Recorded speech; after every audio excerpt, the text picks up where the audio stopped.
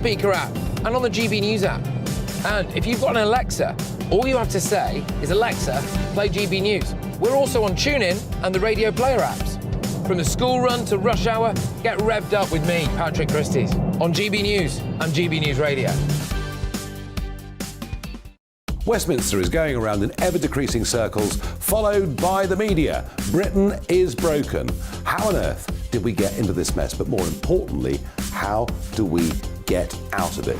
Join me at 7 p.m, Mondays to Thursdays on Farage, here on GB News. We will have open, rational debate. We've got to work out how Britain moves forward from this. Join us here on GB News, the People's Channel.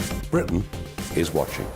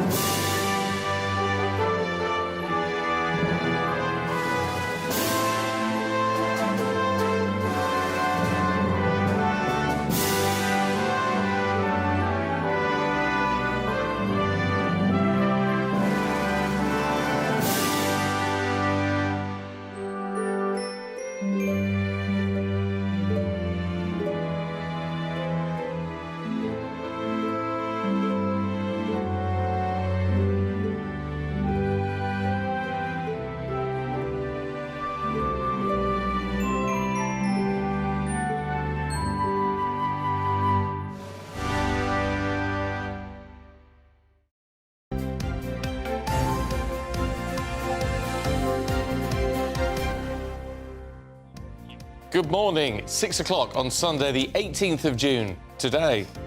As long as we don't scream that we're like Partygate rolls on as video emerges of Conservative staffers at a party while COVID rules were in force.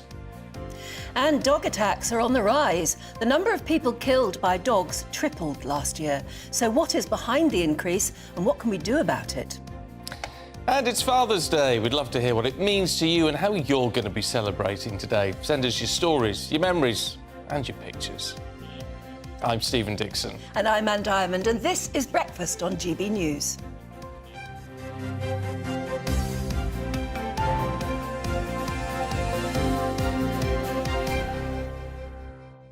Yeah, and a very happy Father's Day to you. If you're a You're a dad or a dad? granddad or just remembering your dad, whatever. It's nice. I think I've really got into these sort of things as I've got older. Yeah, maybe you do, or you just get a bit more sentimental. Yeah, I suppose, when you maybe get that's older. it. But you also realise, you know, it's important to treasure the good things in life because there is so much around, isn't there? And it's much nicer if you can remember the good in life. I think we all go through probably, or at least those of us who have fond memories of our dads, you still never give up the feeling of wanting to make him proud. No, that's true. That's very true. And also, I think it's when you're a kid, you know, dad's just dad. When you get older, you realise that dad is not going to be around forever. That's right. No, dads are heroes. Yeah. So if you still feel that sense of wanting to make your dad proud, did you ever actually get to the point where you thought, I'd made him proud, and he said so? Love to hear your story. Yeah, I know my dad's proud of me. Yeah. But he would be whatever, you know, whatever I Yeah. did, as long as I was doing my best. There's a nice picture on the Mail on Sunday of Prince William. And It's a lovely picture, yes. I imagine that was probably taken by Kate, wasn't it? I don't know. She takes most of them, doesn't she? Yeah, it doesn't say here. It's a on the very front. natural one. It's lovely. Those children are gorgeous, aren't they? Well, so was William when he was very young. Yes, he was, yeah. He's quite gorgeous now. Sort of went off the boil a little Well, bit. he hasn't gone off the boil. I just think if Princess Diana was still around, he'd have a full head of hair. Yeah, the hair. Both of the boys would Yeah. have hair. They would, wouldn't they? Yes. She'd have made sure of that. Oh, yeah. But anyway, no, I think he's doing a grand job. He's also announced today that he wants to do something about homelessness, including one of his major points is that he wants to build, he thinks we should be building social housing, affordable, really affordable housing, and he's prepared to do so on his own grounds and his own estates in the Duchy of Cornwall. And he looks as though he's making it his mission, which is quite interesting. I forgot he's got the Duchy of Cornwall now. Yes, he has. There's so much to get inherited used to, all isn't of it? that, He's yeah. actually technically got wealthier than his father now, Yes. isn't he? Because of all that. Because I think Prince Charles, when he was Prince Charles, he was wealthier than the Queen, yeah. because of the lands in the Duchy of Cornwall. So you become king, lose a load of money. Yeah, I don't you think we go. need to feel sorry, though. I And I think tell you that what, I also want to hear from you what you thought of Camilla's outfit at the Trooping of the Colour yesterday. We were told that she was going to wear... Because remember, she's not just the wife of the king. She's not just there to be a lady watching it. She is actually a queen. And I think, and as such, she holds some of those military titles. Yes, she's colonel of whatever. Yeah, so she wanted to wear something. She had something they designed that had a military look to it. And I don't think it worked. You've just showed me before. I quite liked it. It's the first outfit I've seen Camilla wear that I don't think, wow, hasn't she done well? I can see what she was trying to do, but it just looked as though she was wearing a soldier's jacket. It's almost like a mess jacket, only longer. I tell you what, she looked a little bit like was a Chelsea pensioner. That's it. That's what she looked like. It looked like a Chelsea pensioner jacket, and it didn't quite work to me. But well, I'd love to hear what you think. Yeah, GBnews.com. Now, you have to let us know what you think about this one. Partygate. We talked about Partygate for so long, and we've got, well, why are people so fussed about a slice of cake? On and on. Slice of cake, glass of orange juice. Yeah. What does it matter? People have to work together, da-da-da-da-da. Wait till you see this. Yeah, because that was always my opinion. This does put it in a... This does put. I always thought that the idea of them accidentally bumping in to people who'd got a glass of wine on a Friday night, or who were already working within a work bubble. You think that's hardly anything getting worked up about. But when you see this, you might feel a bit differently. Yeah, it's new footage of Conservative Party workers at a Christmas party in 2020, while some of those strictest restrictions were in place. Yeah, I mean, effectively, Christmas had been cancelled, hasn't it? Or we're just about to be when this video was taken. Well, it was taken at the Conservative Party's headquarters, and it shows people dancing and joking about breaking the rules. Let's take a look. It's party. As long as we don't scream that we're like. Well, I'm pretty sure the president will say.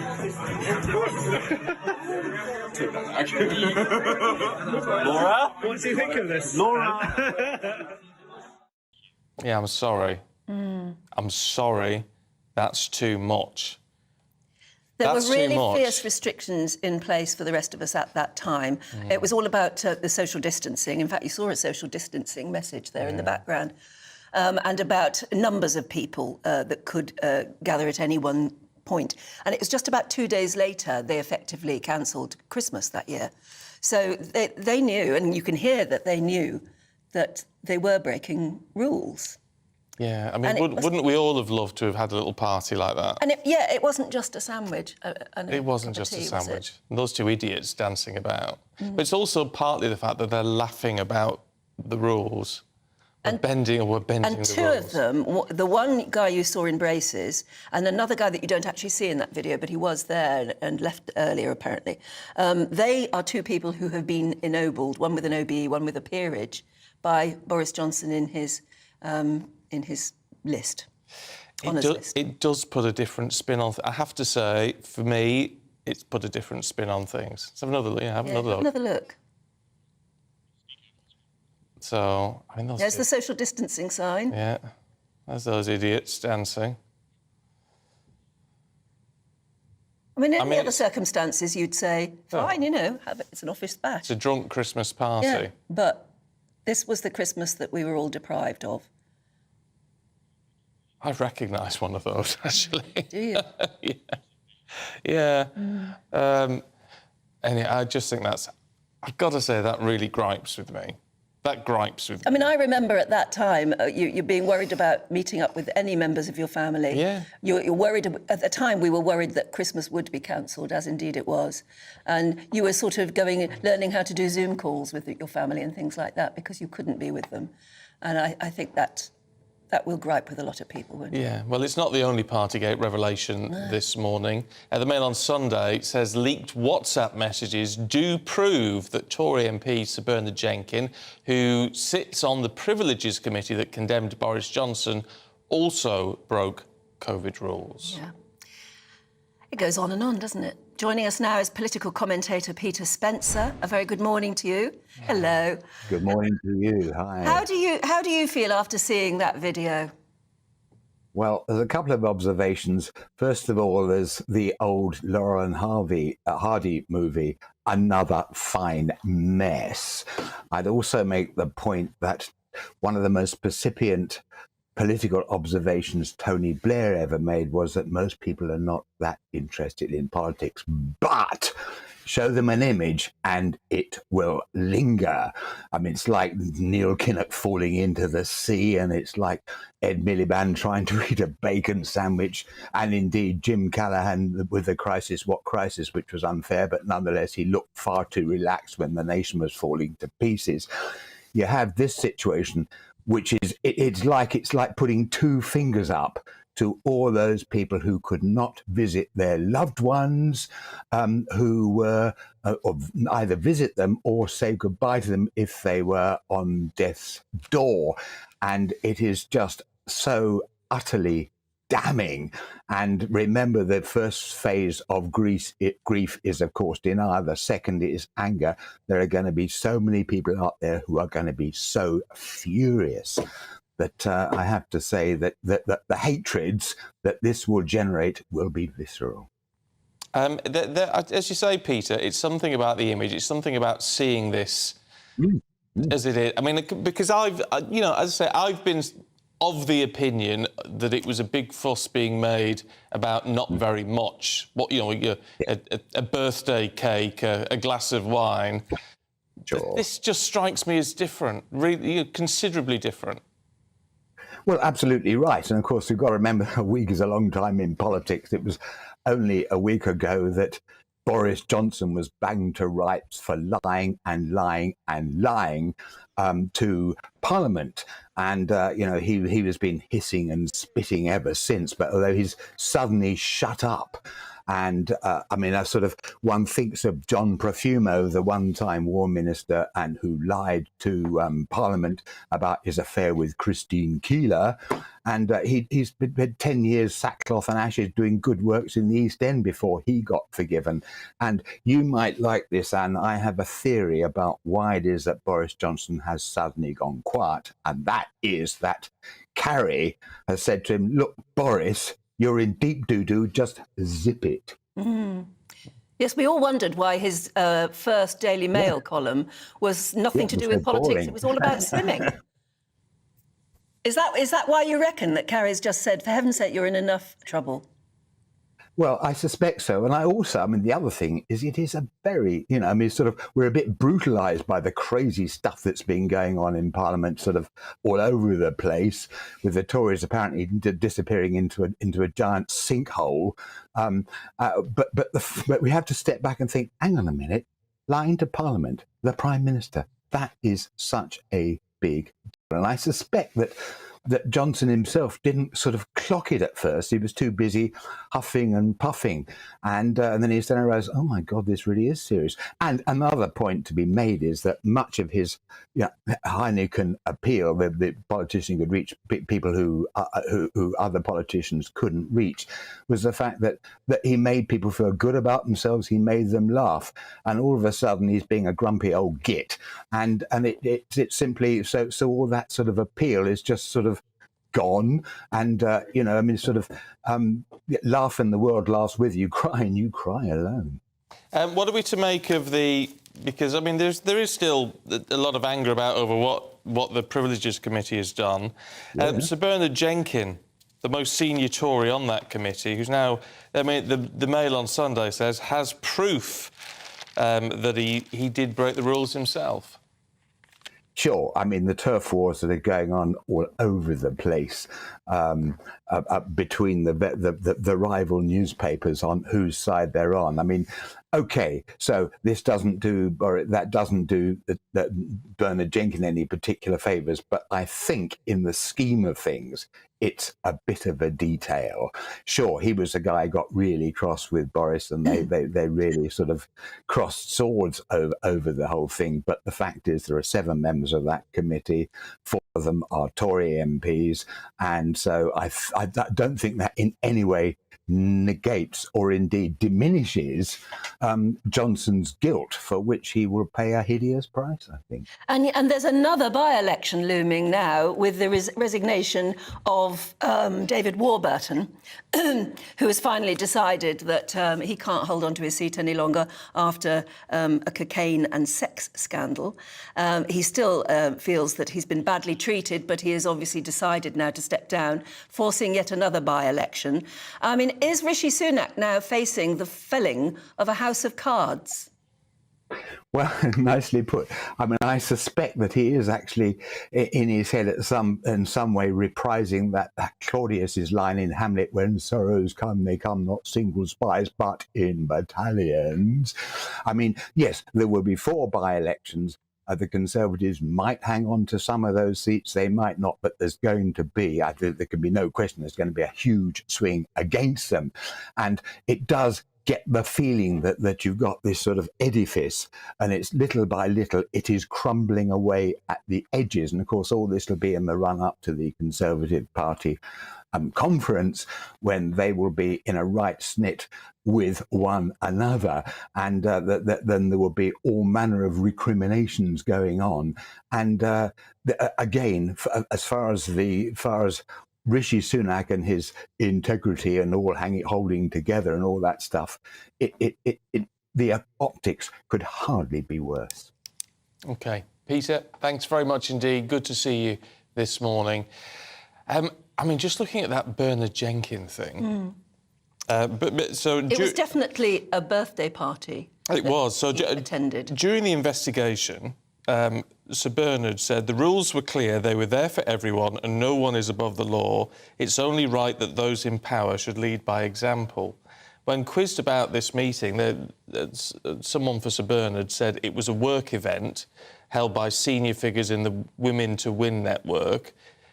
Deputy Speaker Eleanor Lang said it was a business meeting. Because it was held in her rooms. It was held in her rooms, but then there's a message come out saying, having birthday drinks for a few of our favourite people in Eleanor Lang's conference room. So it was birthday drinks. It was a birthday party, I think. They have said it was all socially distanced, but someone said there were 10 people in a small room, so social distancing went out of the window. There were 4 or 5 bottles of Prosecco and nibbles were laid out, and everyone was given a piece of birthday cake. Which is not what the rest of us could do. Do you think if any other party, any other government had been in control during COVID, any other party would have behaved differently? I mean, I just wonder, if you're running government, you have vast amounts of people, teams of people who are working for you, and we're having to work flat out very often to try to cope with COVID. I just wonder if this could have happened to any government. Oh, I think it would have happened to whoever was in. The people at the top, and you often get this, don't you? The people who are making the rules for us little people don't necessarily follow them themselves. That wouldn't surprise me in the slightest, to be perfectly honest. Let us know what you think.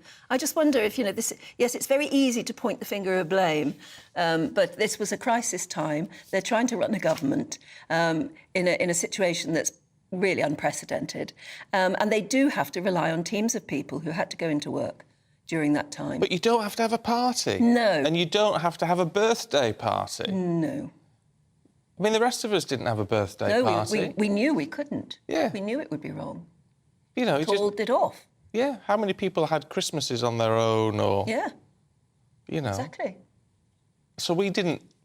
I know some people sort of tweaked the rules, bent the rules, if you had an elderly relative or whatever, but that's a little bit different, I think, from those people who are setting the rules, having a party, having a disco, dancing about, or having a birthday party, as Sir Bernard Jenkins seems to have done for his wife.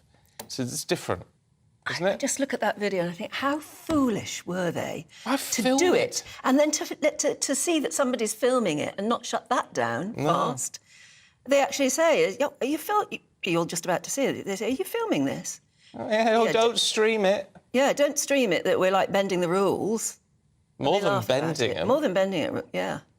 But If I'd been bending the rules, not that I would have, and not that I did have, and I saw somebody was filming it, I would have shut that down straight away, wouldn't you? Yeah. It just makes you think that they just didn't get it. Yeah.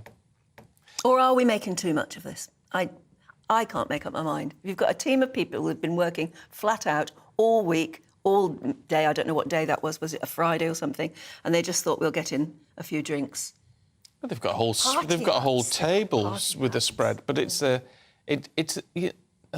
I don't know. There's no social distancing going on there, is there? I mean, no attempt at it. And we were going out, and if you could go out to the shop, where you were so aware, you were wearing your mask, you were socially distanced from the person in the queue ahead of you. They were frightening times for the rest of us. As I say, what I find surprising is I have been one of those, like many of you, who said it's a bit of cake, what does it matter? And this has changed my mind. And I've only seen it this morning, and my initial reaction is... Makes you feel a bit sick, doesn't it? Yeah, it does. I feel a bit angry, actually, about it. And partly because these are kids, actually. You know, a lot of kids are advisors, and they're very young. And you just think... And they've just been allowed to laugh at us a little bit. And why do they feel they can do that? Yeah. Is it because... I mean, usually that's because of poor leadership, isn't it? There should be somebody at the top saying, you don't do that no matter what. Yeah. I don't know. It just beggars belief, actually. It does. And why has it come out now? Well... Has the Mirror only just got hold of that video? No. Have they, Eck? Or... A lot of the newspapers have evidence on things, and they have safes. I know someone who used to work at the Sun, and they used to have a safe in the Sun. But why? And they put it... So they release it when they want to release it, when they think it's going to do have the most impact. Damage. So they've known it. They've had this for ages, clearly. But anyway, it's come out now. Interesting, isn't it? Let us know what you think. GBviews at gbnews.com. Now, also today, the National Education Union has announced more strike action next month, the 5th and 7th of July. Teachers in England will walk out in that long-running dispute over pay. They're also reballoting members to see if they want to continue taking action for the rest of the year. The Kremlin says it's unlikely Russia will extend the Black Sea grain deal. The current agreement allows food and fertiliser to be exported from 3 Ukrainian ports, providing a steady food supply to multiple countries. And its collapse then could leave some nations facing food shortages. Meanwhile, President Putin says he's shown African leaders a draft peace agreement with Ukraine, which he claims Kiev turned down. Kensington Palace have released a picture of the Prince of Wales and his children for Father's Day. It shows Charlotte and George on either side of their dad, with Louis hanging around his neck, as you would expect. It's a lovely picture.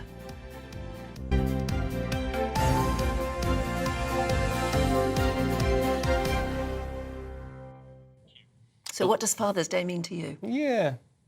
Is it, even if your father's gone now, it's a nice day of those good memories, yeah. Well, with many people celebrating their dads today, of course, there are actually more children in care homes than ever.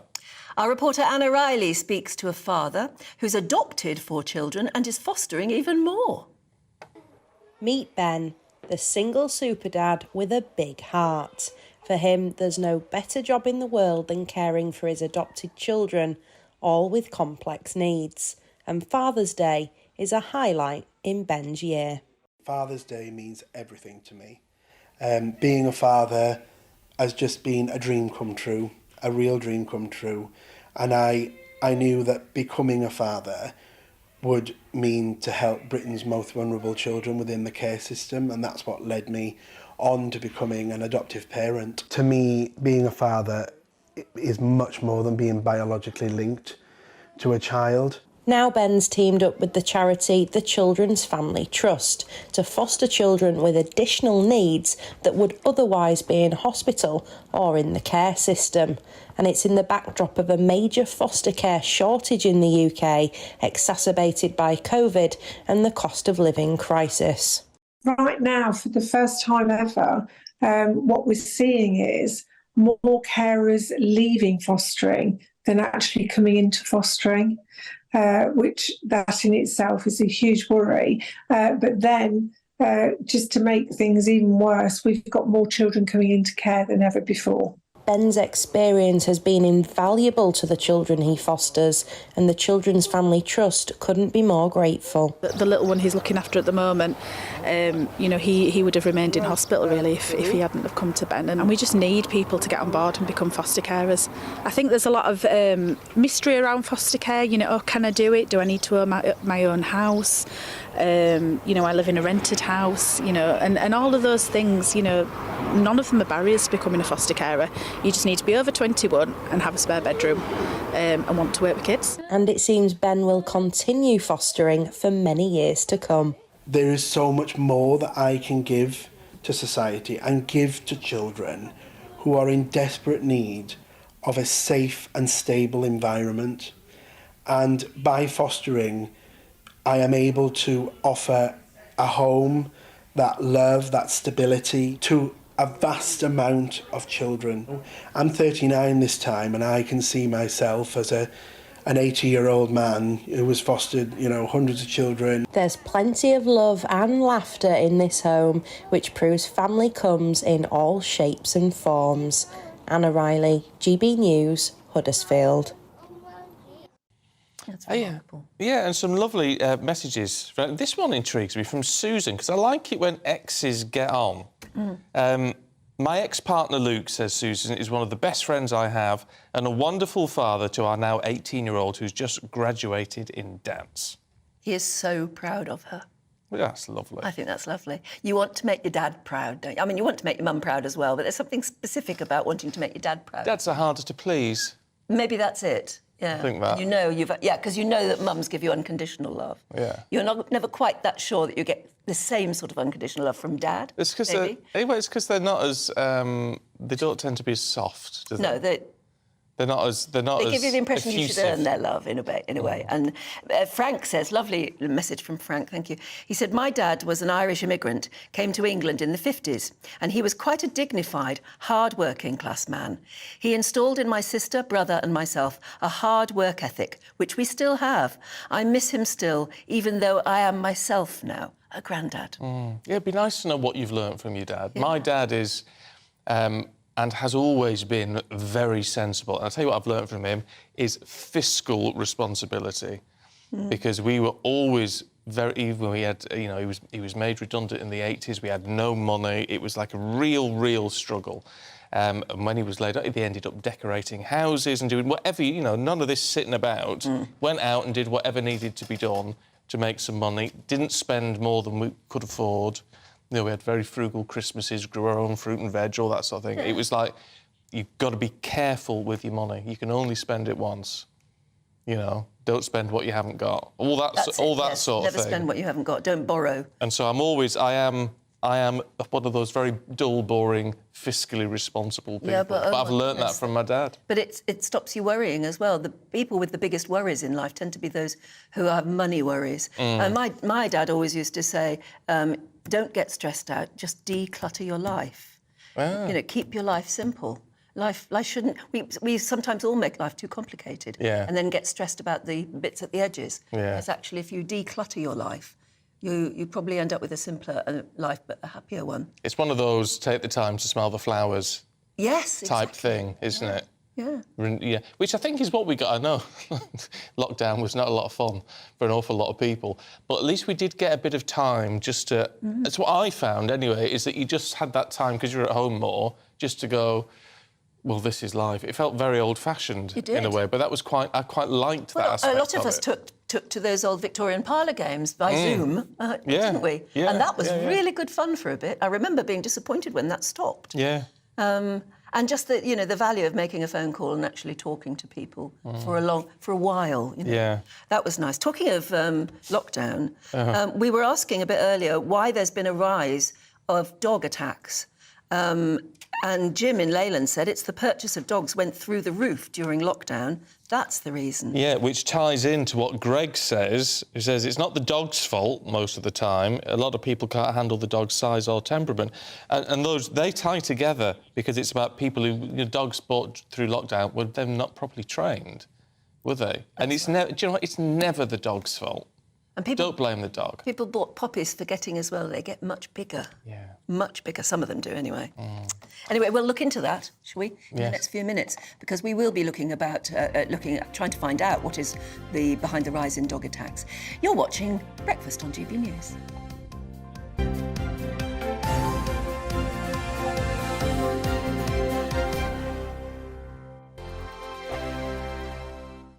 First and foremost, I'm a GB News fan, and I was before I was working here. Just love the fact that we're asking the questions that a lot of establishment media won't ask. With a bit of a twist, we not only want to inform you, but we want to keep you entertained. It's worth the drive because you get in and the team's all ready and waiting, they're itching to go, and it's a proper little family. GB News is the people's channel. It's the audience that makes the programme sing. We're giving our viewers and our listeners a voice. I see the thousands of your letters, tweets, emails, you name it, coming in. Britain is broken.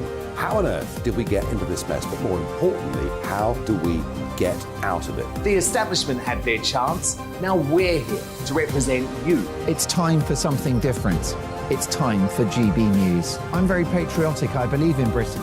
Our best days lie ahead. Britain's watching. Britain's watching. Join us here on GB News. The people's channel. Britain's news channel. Nightmare commute. Kick it up a gear with me, Patrick Christie's, at drive time, 3 till 6 p.m, Monday to Friday on GB News Radio. You can listen online and on DAB+, on the smart speaker app, and on the GB News app. And if you've got an Alexa, all you have to say is, Alexa, play GB News. We're also on TuneIn and the radio player apps. From the school run to rush hour, get revved up with me, Patrick Christie's, on GB News and GB News Radio.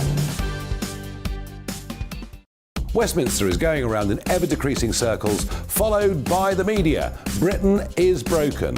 How on earth did we get into this mess? But more importantly, how do we get out of it? Join me at 7 p.m, Mondays to Thursdays on Farage, here on GB News. We will have open, rational debate. We've got to work out how Britain moves forward from this. Join us here on GB News, the people's channel. Britain is watching.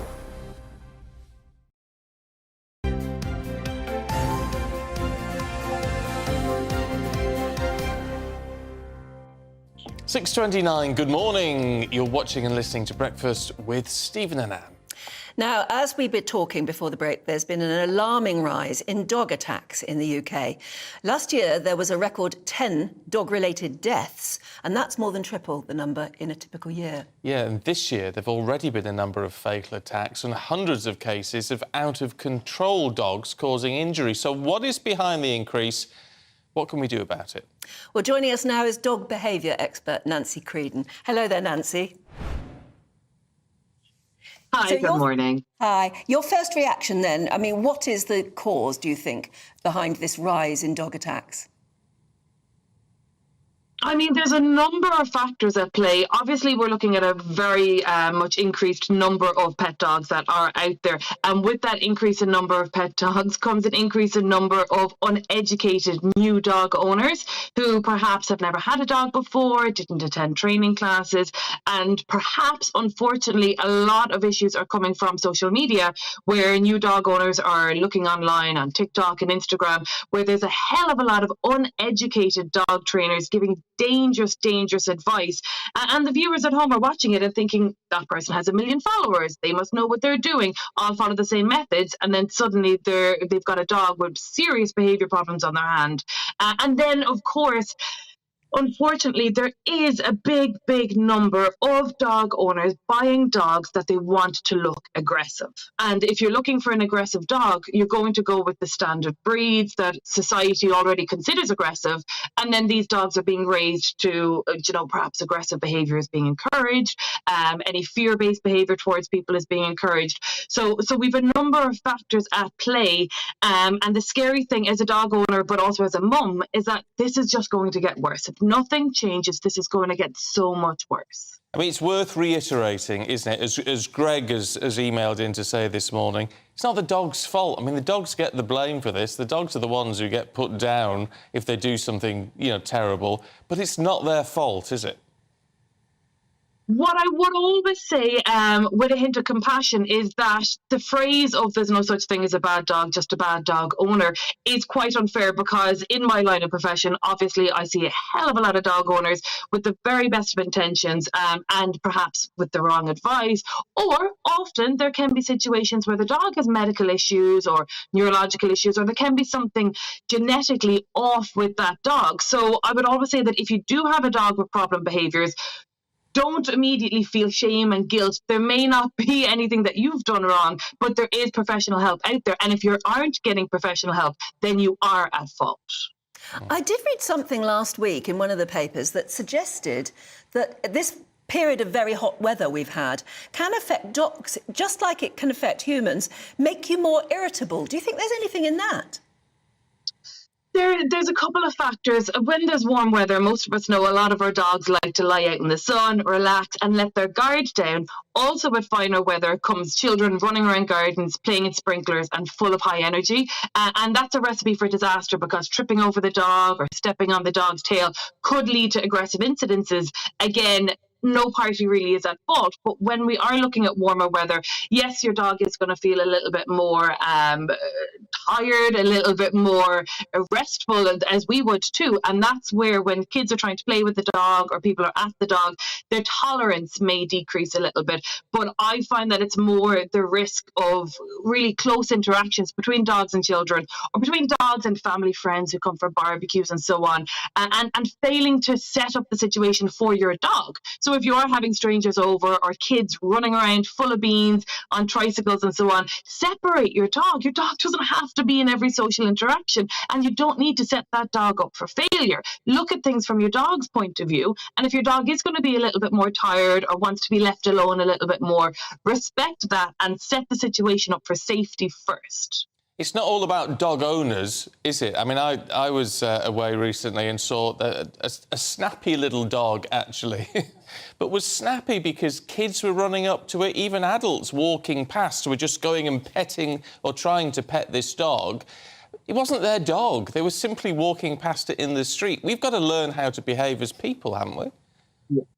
Very much so. And while some viewers might think I'm being a little bit OTT, consent is really important when it comes to dogs too. And consensual interactions between dogs, and particularly strangers, is critical in avoiding situations that are dangerous. Because not only do the dogs not like to be poked and prodded by strangers, but when the dog then defends itself and says, "Hey, hands off, I don't like that," quite often the dog will then get told off, so the dog is learning that it's even more uncomfortable when unfamiliar people come to touch me, or children, and so on as well. So never mind teaching your children to ask the dog owner, "Can I pet your dog?" Kids also need to learn how to ask the dog, which is basically standing back, calling the dog and inviting the dog over for an interaction rather than going to the dog. And while it might sound a little bit, OTT insofar as, respect the dogs, it's safety first. My children know they're absolutely not allowed to touch any dog unless they've got full permission from me, and obviously I can predict then which dogs are safe to touch. But in reality, I think my kids have probably, besides their own dog, interacted with 2 other dogs in their lifetime. So I'm all about safety. I'd rather be OTT on protection and safety than risk dangerous situations. And I wonder too, I see a lot of dog walkers out with multiple dogs. I mean 6 or 7 dogs. How you're ever meant to be able to control 6 or 7 dogs, just one person, is beyond belief, really. But and we've had a few incidents where a number of dogs have started fighting with each other. So many years ago, in a previous career, I was a dog walker too. And when I would have multiple dogs, it would be a maximum 3. And it was high risk, and I knew it was high risk. And I would choose situations where there's no one else around. I'd find vacant fields or abandoned areas where you're not going to have children, you're not going to bump into the dogs. Because what you have to remember is, if the dogs are confined and stuck on a lead, if anything kicks off, the vulnerability of those dogs is massively heightened, and their threat interpretation is going to be reduced. So they're just going to most likely get in a defensive frenzy, and anything in front of them is likely to get bitten. So confinement with dogs, and again, walking down the streets and meeting a dog that is on the lead, if a dog is confined, they've less opportunity to remove themselves from situations, which will always make them feel more vulnerable. So walking multiple dogs from different households in built-up areas is just again, asking for trouble. And it's all about risk assessment. If you're professionally working with dogs, and if you're a dog owner, and if you're a parent going out where there's dogs about, it's constantly scanning the environment and constantly risk assessing and avoiding even the tiniest of risks. You're best off avoiding them. Look, great advice. Nancy, really good to see you this morning. Thanks very much indeed. Thank you. Do you know what? I know there'll be people watching saying, well, people like Nancy, they run dog training schools, so they want you to go to dog training schools. It costs a lot of money, and it does. But you've got to invest in your dog. Well, it's important. There's no point thinking. Well, you can't think you're going to have any pet, a dog, cat, or anything else, on the cheap. Because it's not cheap. It is expensive, and if that puts you off, if you don't want to spend the money, don't get one. You know, because it's not fair on the dog, actually. Don't mind anybody else. But it's an expensive. I was going to say hobby. Expensive? Tell me about it, because you have to have insurance to cover situations like that, and the insurance is not cheap. No. But so there you go. Really good to talk to Nancy, actually. Going to have a row with my dog insurance company. Oh, are you? Well, they wouldn't cover something they should have. Oh, we'll have a row. I will have an absolute go at them. Tell you how I get on. Yeah. You won't want to mess with Anne Diamond. Well, that's what I'm hoping they'll think. But that is true. It's true. They said something was a pre-existing condition when it wasn't. Right. Yeah. No, put your foot down. I'll try. There you go. Anyway, let us know how you get on with your dog and what you think of that. Actually, gbviews@gbnews.uk. We're going to have a look through the papers very shortly. This is Breakfast on GB News.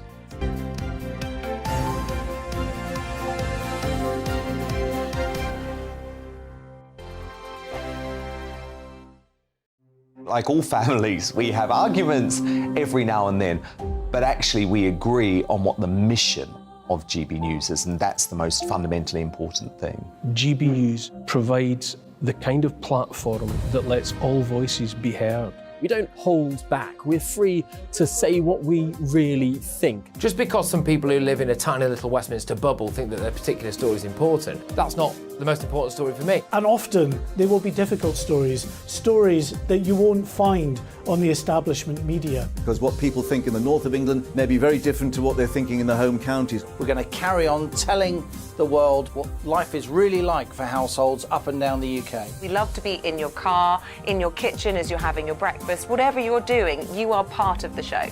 If it matters to you, it matters to us. Britain's watching. Britain's watching. Britain's watching. We're proud to be GB News, the People's Channel. Britain's news channel. Join me, Patrick Christie's Monday to Friday, 3 till 6. We tackle the day's news agenda like you've never seen before. It's high tempo, high octane, the most controversial topics and the best guests. You will not be able to take your eyes and ears off it. I'm not afraid to ask the questions that you really want answered. 3 till 6 p.m, Monday to Friday on GB News, the People's Channel, Britain's news channel. Join us every night on GB News at 11 p.m. for Headliners, which is 3 top comedians going through the next day's news stories, which is exactly what you need, because when the establishment has gone crazy, you need some craziness to make sense of it. So join us 11 p.m. every night on GB News, the People's Channel, Britain's news channel. Join me, Camilla Tominey, on Sunday mornings from 9:30, taking the politicians to task and breaking out of SW1 to see how their decisions are affecting you across the UK. Bursting the Westminster bubble every Sunday morning, only on GB News, the People's Channel. Britain's watching.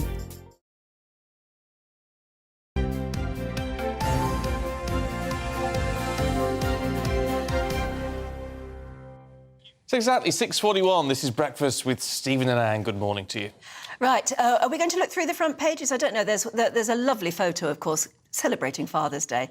It's on the front page of a couple of the papers today. This one's on the Time. Oh, this one's on the Mail, of Prince William there with his 3 children. That photograph taken in Windsor, apparently. Yes. It's lovely. It's gorgeous, isn't it? The Mail on Sunday has this extraordinary aerial view shot of the Red Arrows. Oh, that's lovely. Soaring over the Mall and Buckingham Palace during the flypast. I think that went on the Royal Instagram account. There you go. It's lovely, though. And, of course, everybody was looking for little Louis to pull a face. And he did, rather sweetly, actually. So, yeah, he stars on the front page of the Sunday Express there. The Sunday Mirror has photos from that bombshell footage showing Conservative staff boozing, dancing and, frankly, laughing at the rest of us during the height of the COVID pandemic. Oh, we're bending the rules. Are you?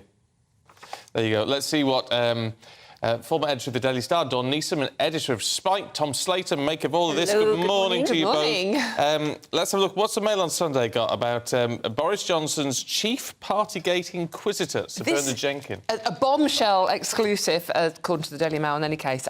This is obviously the story about the Bernard Jenkins, who was one of the main inquisitors at the committee that did Boris basically down hugely, didn't they? I mean, it really was very damning. And the Mail have this exclusive where they have a party invitation that Bernard Jenkins attended to his wife's drinks party, which he said wasn't a party, it was a work meeting. We've all heard this a million times now. The Mail have obtained the invitation where it says, actually, having birthday drinks, it actually says birthday drinks for a few and favourite people next Wednesday. This is his wife's invite that went out. She does say it would be very small and socially distanced, but the Mail also have our evidence. It was a very small room. There were about 10 people there, so it couldn't be socially distanced. So basically, the Mail... It says there was 10 people within the rules even then. I don't know. No, I don't think so. I think it was something like 6. Yeah. Tier 2, wasn't it? I can't remember Tier 2s and bubbles now. Max or something. Yeah. But the point the Mail are making is now, does this actually invalidate the findings against Boris Johnson? And that is what they're getting at here. The fact that one of the head, and he's Conservative as well, remember, one of the head people on the inquiry was also doing the same thing. So the hypocrisy of it. Does it invalidate the findings against Boris? Personally, I don't think so. Boris did wrong. Sir Bernard Jenkins probably did wrong. Should Harriet Harman have been chairing that party? Well, it was mainly Conservatives, though, Anne. I mean, no, Harriet Harman was. Yeah, but she'd already been outspoken. Very critical of Boris Johnson, absolutely. But you know, this is the Mail's exclusive, and on the other hand, you've got the Mirror doing what the Mirror is put on earth to do as well, which is doing the Partygate tapes, as you've been discussing so well this morning about the Conservative Party that was a proper party, drinking and dancing. You've edited a tabloid newspaper. How come the Mirror is giving us this tape now, this video? Because they've had it. Obviously, they've had it since they had the Stills pictures. And that's what I'm curious to... Do seeing the moving pictures make a difference to people? Yeah. I know, Stephen, they have to you. Yeah, they have. But do they make a difference to people? You knew this party happened. You've seen the Stills pictures. So watching this, it makes it more, I don't know, more hurtful, I guess. But why have they played this card now? Why has the Mirror come out with it now? Maybe to counteract what the Mail are doing. They've had it. They must have had it all the way along. As soon as you got the Stills pictures, you would have got the video as well. And I heard you say, Stephen, and I'm not disagreeing with you on this one, that every newspaper has a safe. And one of the papers I used to work on, it is literally a safe where they have these exclusives and they put them out when they think they can do the most damage. There is one royal exclusive that I know one of these newspapers on the desk in front of us still has in its vaults that I can't think it'll ever come out because it'd be so damaging, but it is there just in case they need it. All newspapers have it. Yeah. Interesting. Tony in Suffolk says, while the Tories partied, we, the low-life ones, are in lockdown. Sums them up. It does feel like that, Tom, doesn't it? The thing is, I oscillate between being shocked at the idiocy and the hypocrisy of these people to also sort of putting it in a little bit of perspective, which is to say, Partygate was a scandal, but I don't think it should have been a 18-month-long scandal as it has been. It's been the sort of thing where we've been kind of building up stories, peppering them throughout the kind of months for maximum impact. And it was genuinely embarrassing for the Conservatives. It was genuinely shocking, particularly when you...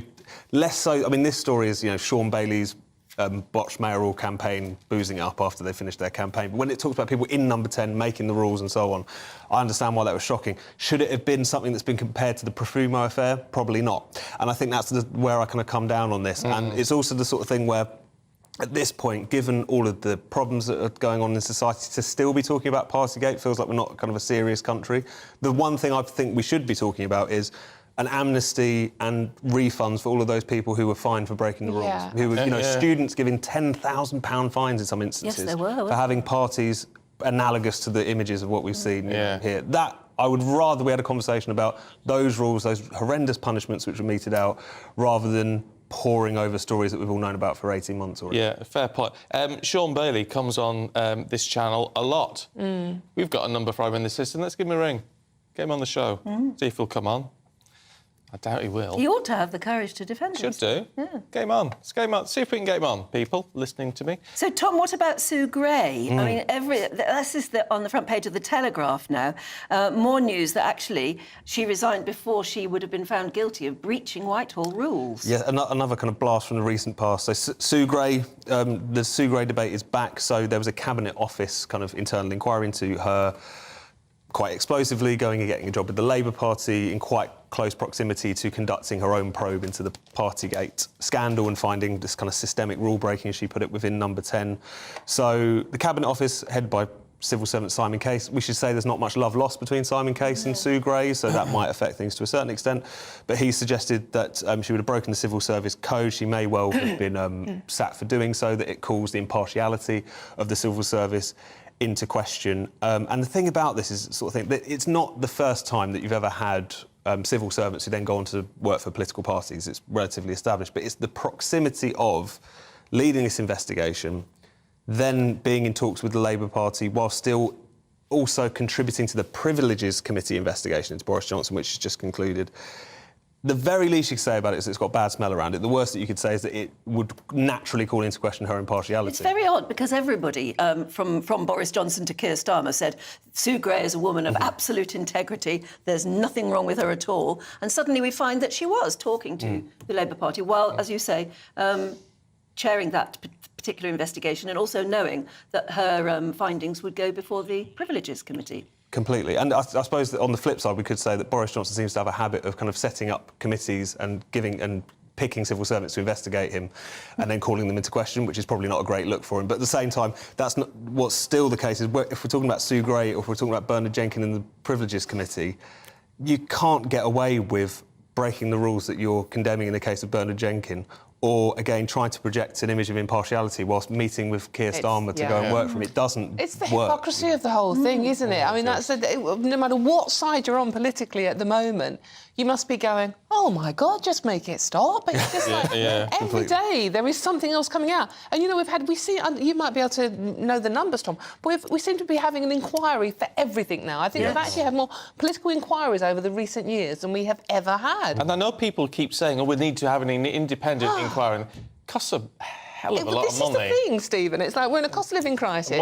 What does it achieve at the end of the day? Well, and how long do they take? And how long do they take? They go on forever. Dawn, let's cheer ourselves up, should we, with the Sunday Times. Prince William leading by example. Yeah, this is a lovely story. They've got an exclusive interview with William, his first since in his new role as Prince of Wales. And he is saying, inspired by the work of his mum, Diana, he is going to launch a 5-year project into solving homelessness, actually not sort of like managing it, but actually preventing homelessness. And what he's doing initially, he says, is going to use his own land in the Duchy of Cornwall to actually house people, and it's 30 years after being taken to a homeless shelter by his mum. Now, in theory, this is a wonderful idea. It's a 130,000-acre Duchy of Cornwall estate, and he's going to use it to house homeless people. It's not necessarily talking about the people that you walk, you know, the people with issues that are on the streets homeless. It's talking about young people that are homeless, the sofa surfers, you know, the kids that can't get on the housing ladder, because the mental health issues, when you don't have a home and you are sleeping on people's sofas, it must be terrible. So this is one of the areas it's keen to tackle. I mean, it's a wonderful, wonderful ambition. The question I have with it is it possible, is it ever going to be possible to totally eradicate homelessness without major policy changes in this country? Yeah. And that I just can't see happening. And very, very great interview, although there's so many questions you'd want to ask William if you had an interview rather than this, isn't there? But... Yeah, well, yes. Yes, no comment on that, I should think. Tom, Dawn, thank you both. We'll catch you a little bit later on. But it's time for a little bit of showbiz magic this morning, and where better to go than Monte Carlo, where our very own Stephanie Tetchy is standing by. Good morning, Stephanie. Good morning, Stephen and Aaron. Look at that view. Nice. Oh, fabulous. How's it going down there? Oh, it's going so well. I just love being here, and obviously, like, covering the TV festival has been quite exciting. I was rubbing shoulders with Patrick Duffy from The Bold and the Beautiful last night, so it was quite good catching up with him. I still have a few days of doing interviews out here, so it's been quite lovely, and the weather's been good. Apparently, before I arrived, it was raining, so I'm glad that I've brought the sun with me. Oh, gorgeous. Can we talk about something less cheerful, which is Howard Donald, him off of Take That, who's landed himself in a spot of bother? You know, Take That is one of the country's most loved pop bands that we've had, and for many years, you know, they are the bands we go to when there's concerts going on. They performed at the Coronation, but unfortunately for Howard, he was due to perform at Groovebox Nottingham Pride Festival next month. But fans of the festival started questioning, why is he on the list? Because they've said that he's liked transphobic tweets such as like Disney should be defunded for putting on pride events, and there's a whole host of tweets that I'm not going to go into that he's liked.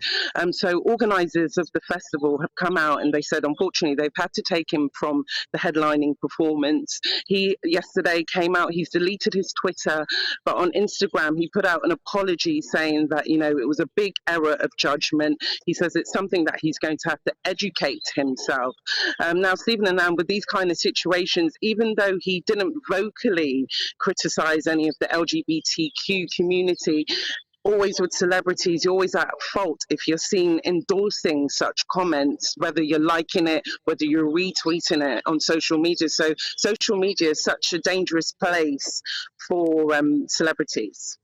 Now, yesterday we were talking about Spotify dropping Meghan's podcast, and we were talking about the fact that their star seems to be waning in the Hollywood firmament. So Meghan has got this new talent agency who are quite aggressively marketing her and hope to get her some very big contracts indeed.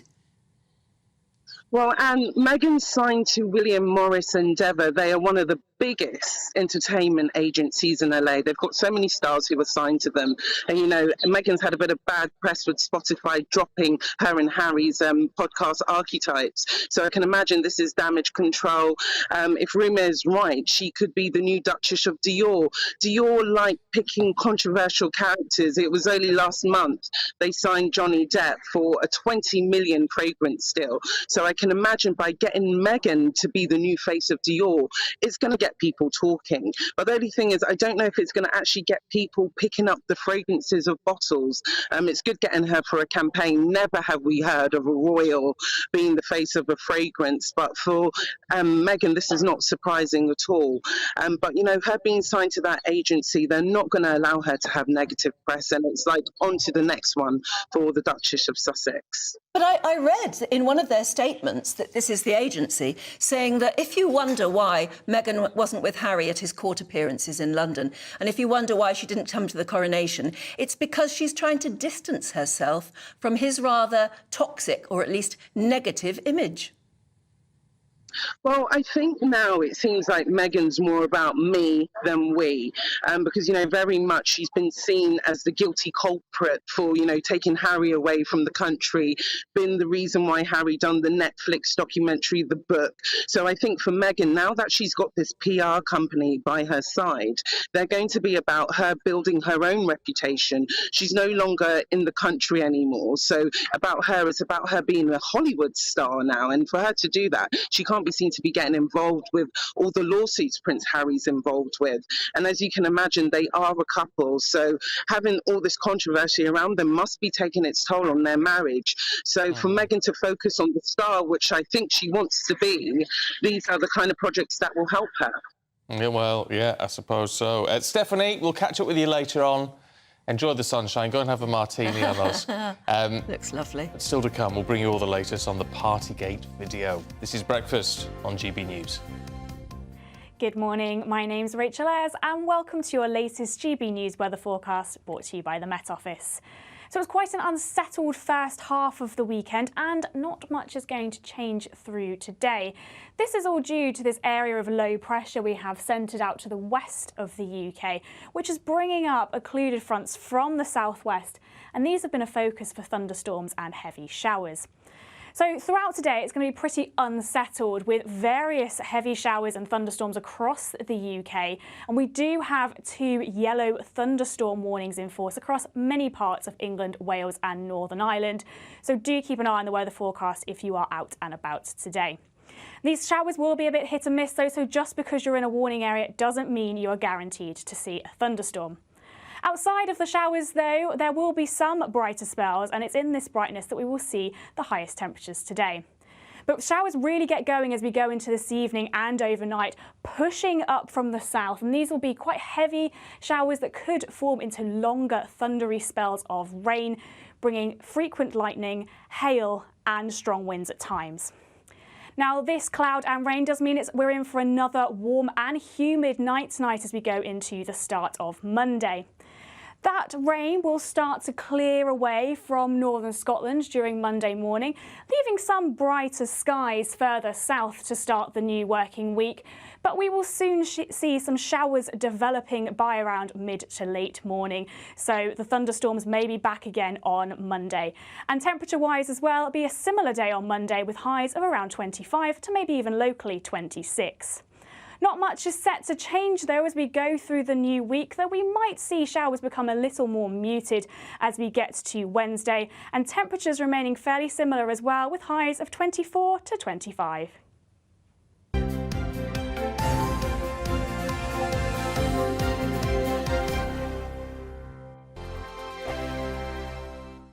I joined GB News because I was sick and tired of not hearing my views being represented, not just mine, but so many people that I knew and spoke to. I just couldn't get my voice out there. I couldn't say anything, I couldn't do anything. Whatever the narrative was, I kind of had to follow it. GB News is there to provide a voice for those who have been ignored by the establishment media. We think different things, we've got a different style. GB News is here to be optimistic and positive about the future. It's real kind of dynamic and flowing, with the audience very much at the heart of it, like a big family.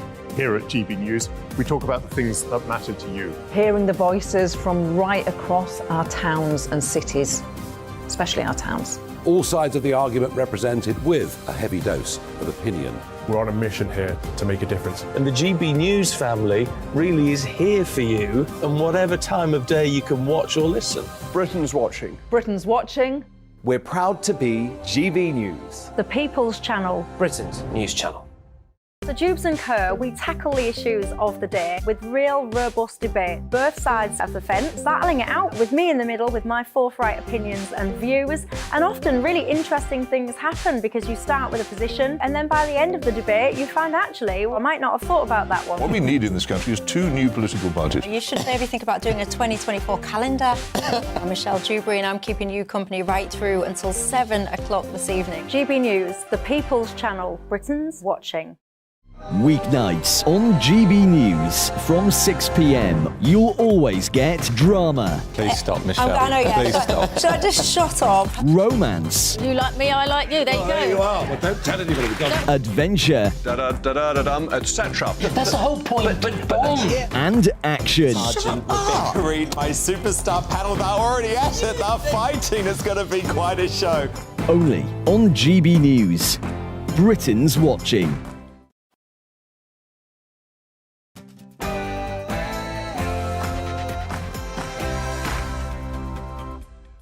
Good morning to you. It's 7 o'clock on Sunday, the 18th of June.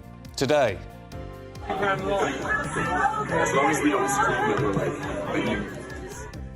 Partygate rolls on as video emerges of Conservative staffers enjoying a party while COVID rules were in force. Meanwhile, dog attacks are on the rise. The number of people killed by dogs tripled last year. So what is behind this increase and what can we do about it? It's Father's Day and campaigners are calling for statutory paternity leave to be tripled to reduce the gender pay gap. What do you think?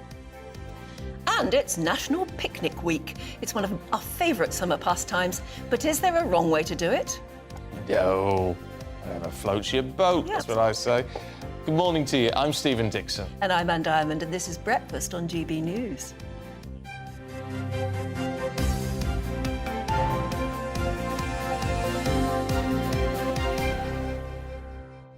Do you like a good picnic? Yes, I love a good picnic. Oh, yeah, me too.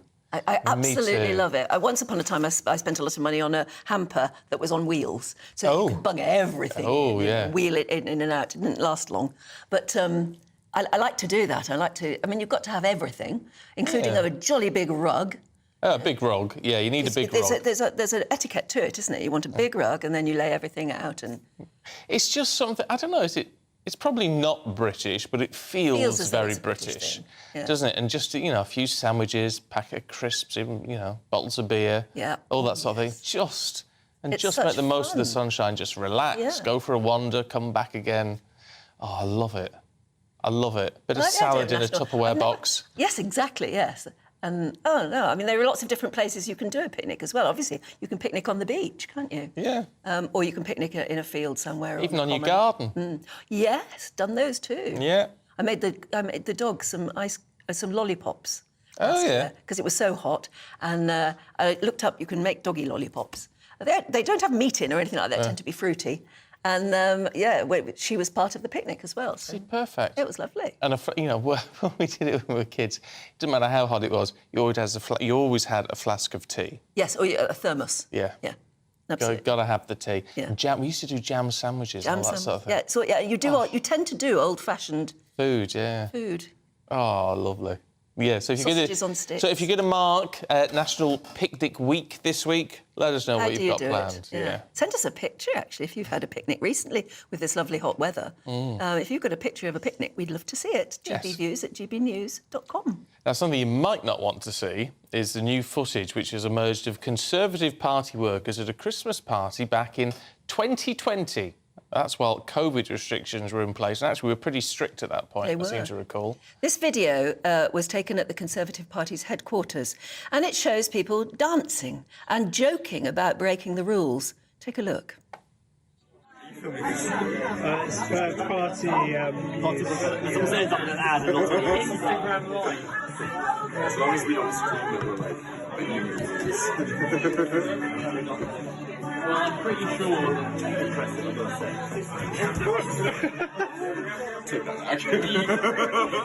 Laura? What do you think of this? Laura?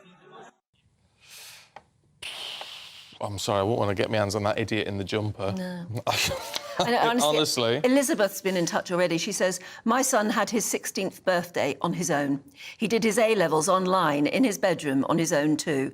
As a single parent, we suffered badly with our mental health during that period, and we're still struggling. Watching that video has made me so angry. Yeah, Linda says, I'm a civil servant who had to go to work through COVID. We had to social distance, wear a mask if we got it from our desks, could only use a kitchen one at a time, and during Christmas, not even allowed to share a tub of wrapped sweets, let alone have a buffet. For the other side of it, Alan says, for crying out loud, who cares about something that happened 3 years ago?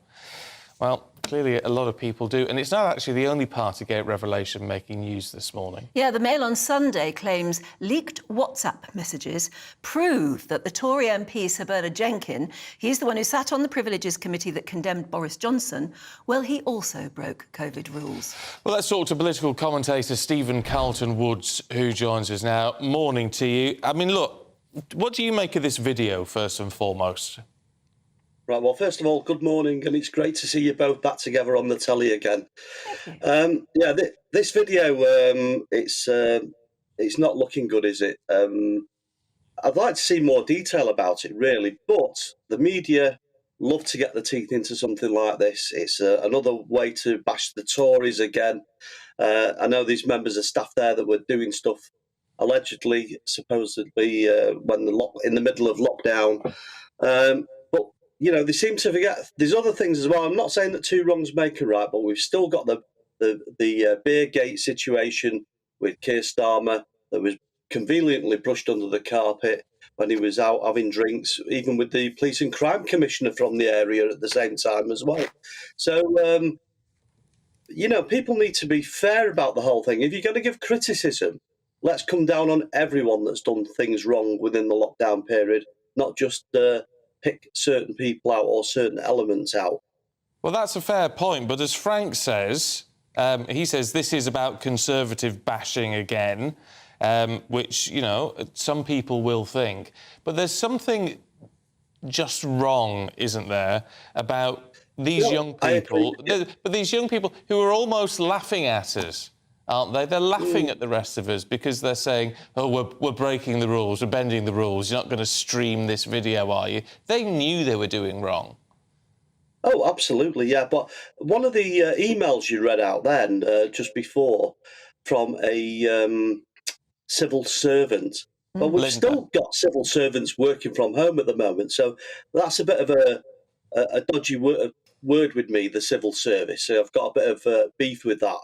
Yeah, this video, it's completely laughing at everyone else because they're having a party there. And this is CCHQ, the Conservative campaign headquarters. It's at Matthew Parker Street in London. So that's quite embarrassing. But we've not got a proper timeline on that. That could actually have been a year later. It's not been verified properly for that date, so we don't know yet. The parties, from what I can gather, the parties already taken action against the people involved. So there's more detail to come out on this yet. But what do you think about the fact that Boris Johnson had to stand down as Prime Minister because of this sort of these sort of actions, that clearly he's the man at the top, and there were people, obviously all the way down through the Conservative Party, who were breaking rules. And yet, we saw fit to get rid of the Prime Minister for that, and yet it still goes on. It seems that there's more and more and more coming out now, which suggests I'm sure there's the rot more went that we all the don't way know through. about as well. Sorry? Yeah, sorry, Anne. I'm sure there's a lot more that we don't know about as well. But you can point your finger in any direction, really. It's just that the media love to focus in on the Conservative Party for this. And I'm not trying to defend the Conservative Party and saying that's right. If it's wrong, and action should be taken about it. But let's be honest about the whole situation and try and be fair and balanced with the whole situation. It's not just the Conservative Party that are breaking rules. The media, the mainstream media, are not interested in anyone else. Forgive me for interrupting. No, yeah, I mean, you're absolutely right. It's not just the Conservatives who are breaking rules. These things will have happened across all political parties and happened across all spectrums of society in some shape or form. And Linda says you can't blame this particular party on Boris. The staff were idiots, out of order, but Boris wasn't responsible for this one. The difference is this was at CCHQ. The Conservatives were in power. That makes a difference. And Boris might not have been at this one, but it all comes from the top, doesn't it? If he wouldn't have dared do this if Margaret Thatcher was PM. She would have had the guts for garters. Well, the thing is with CCHQ, they're sort of like the Gestapo behind the party, and there's a lot of power in there that the Conservative membership are not really happy about. So there's, the party's going to have to go through some changes, especially coming up to the next general election. And if they lose the next general election, which from a lot of sources it would indicate that would be the situation, I think heads may roll at CCHQ, and this would be another nail in the coffin for them, I would suppose. But when you look at people breaking rules, we've just seen all the more evidence come out with Sir Bernard Jenkins as well, who was on the Privileges Committee, making judgments over Boris. Yeah, and then we've also learned about David Warburton today resigning. That's another MP, causing yet another by-election. It does seem as though this house of cards is falling down. Absolutely, and there's big problems there. And until you get people at CCHQ realise we're in a dire situation, the party's in big trouble at the moment, and changes need to be made somewhere. In this video, there's one of these young fellas in braces, Ben Mallett. He's someone who's, I think he's been ennobled, hasn't he, in Boris Johnson's honours list. And Sean Bailey, we don't see him in the video, but he's there in the inside pages. It was his team. He's pictured in a big group shot with loads of them. He was there. He's just been ennobled. Should that still go ahead, or should they? I don't know whether there's any power to remove it at this stage, or should they turn it down? Well, there's a lot more to know about this. I remember Sean Bailey stepped down from his position because he was seen to be at a party. Now, this could be the aftermath of that. But that was one incident. I think he still should have his honour. There's politicians that have been to prison for things they've done and receive less of a punishment from Parliament afterwards. So we need to be fair and balanced with the whole thing and be realistic and pragmatic with the whole situation.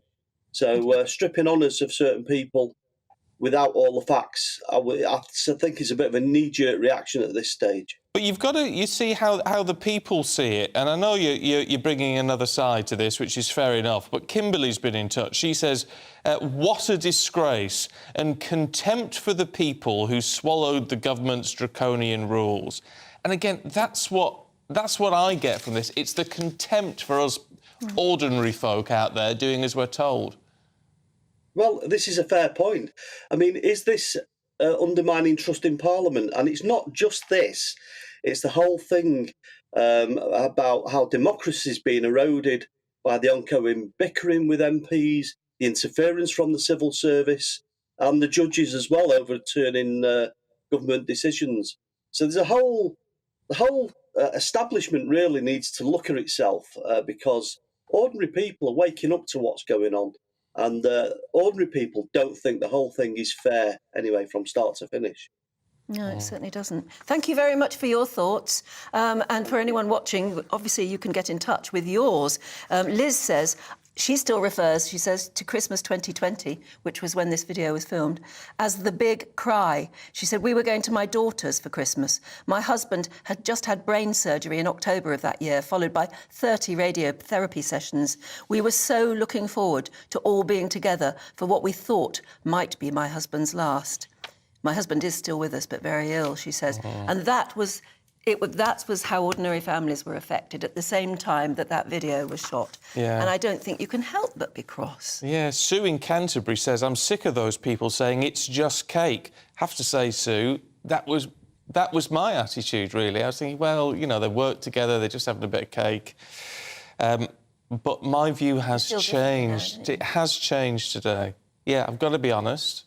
It has changed. Normal people, says Sue, lost loved ones. People were left to die alone. Some were locked into care homes, relatives looking in from the outside. It was never just cake. It was ignorance and not caring. I'm getting it. You see, I've always said I'm one of those people who I don't have staunch views. I will look at things and make an assessment and come to a conclusion. And that means my opinion changes. And it's changed today. Honestly, I think if I'd lost somebody or my loved one was locked in a care home where you could only visit them through glass, I would be very angry at that video. There's something about the moving video of it that makes it much more powerful than just the few stills we've seen from time to time. Yeah. But what comes across is their contempt for us. And they thought it was OK for them to bend the rules and dance around the table. And should people who felt like that then become lords? More contempt for us in the House of Lords? Or is it over-dramatising the whole thing to take their honours off them? Boris Johnson has had to take his premiership off him. I don't know. Is it knee-jerk? I would. At the moment, if you ask me, if I had the power today to say, should Sean Bailey and Ben Mallett get their honours, I'd say no. Take them off them. If they thought like that then what will they continue to think when they go to the House of Lords and affect our, legal system and our laws? But again, maybe I'll change my mind on that once I've calmed down a little bit. Yeah. But I don't know. It is infuriating. I think if you're just waking up and you're watching that video for the first time, I'll bet you're cross. I'll bet you're angry. But maybe we'll all calm down about it. Maybe. Let us know what you think. gbviews@gbnews.com. 7:15, let's have a look at the other stories this morning. The National Education Union has announced more strike action next month. That means teachers on strike. On the 5th and 7th of July, teachers in England are going to walk out in their long-running dispute over pay. And the union is also reballoting its members to see if they want to continue taking industrial action for the rest of the year. The Kremlin says it's unlikely Russia will extend the Black Sea grain deal. Now, the current agreement allows food and fertiliser to be exported from 3 Ukrainian ports, providing a food supply to multiple countries. Its collapse could leave nations facing shortages, President Putin says he's shown African leaders a draft peace agreement with Ukraine, which he claims Kyiv turned down. Kensington Palace have released a lovely picture of the Prince of Wales and his children ahead of Father's Day, which of course is today. The photograph shows Princess Charlotte and Prince George on either side of Dad, and the youngest, Prince Louis, is hugging William, and all are smiling. It's a beautiful picture.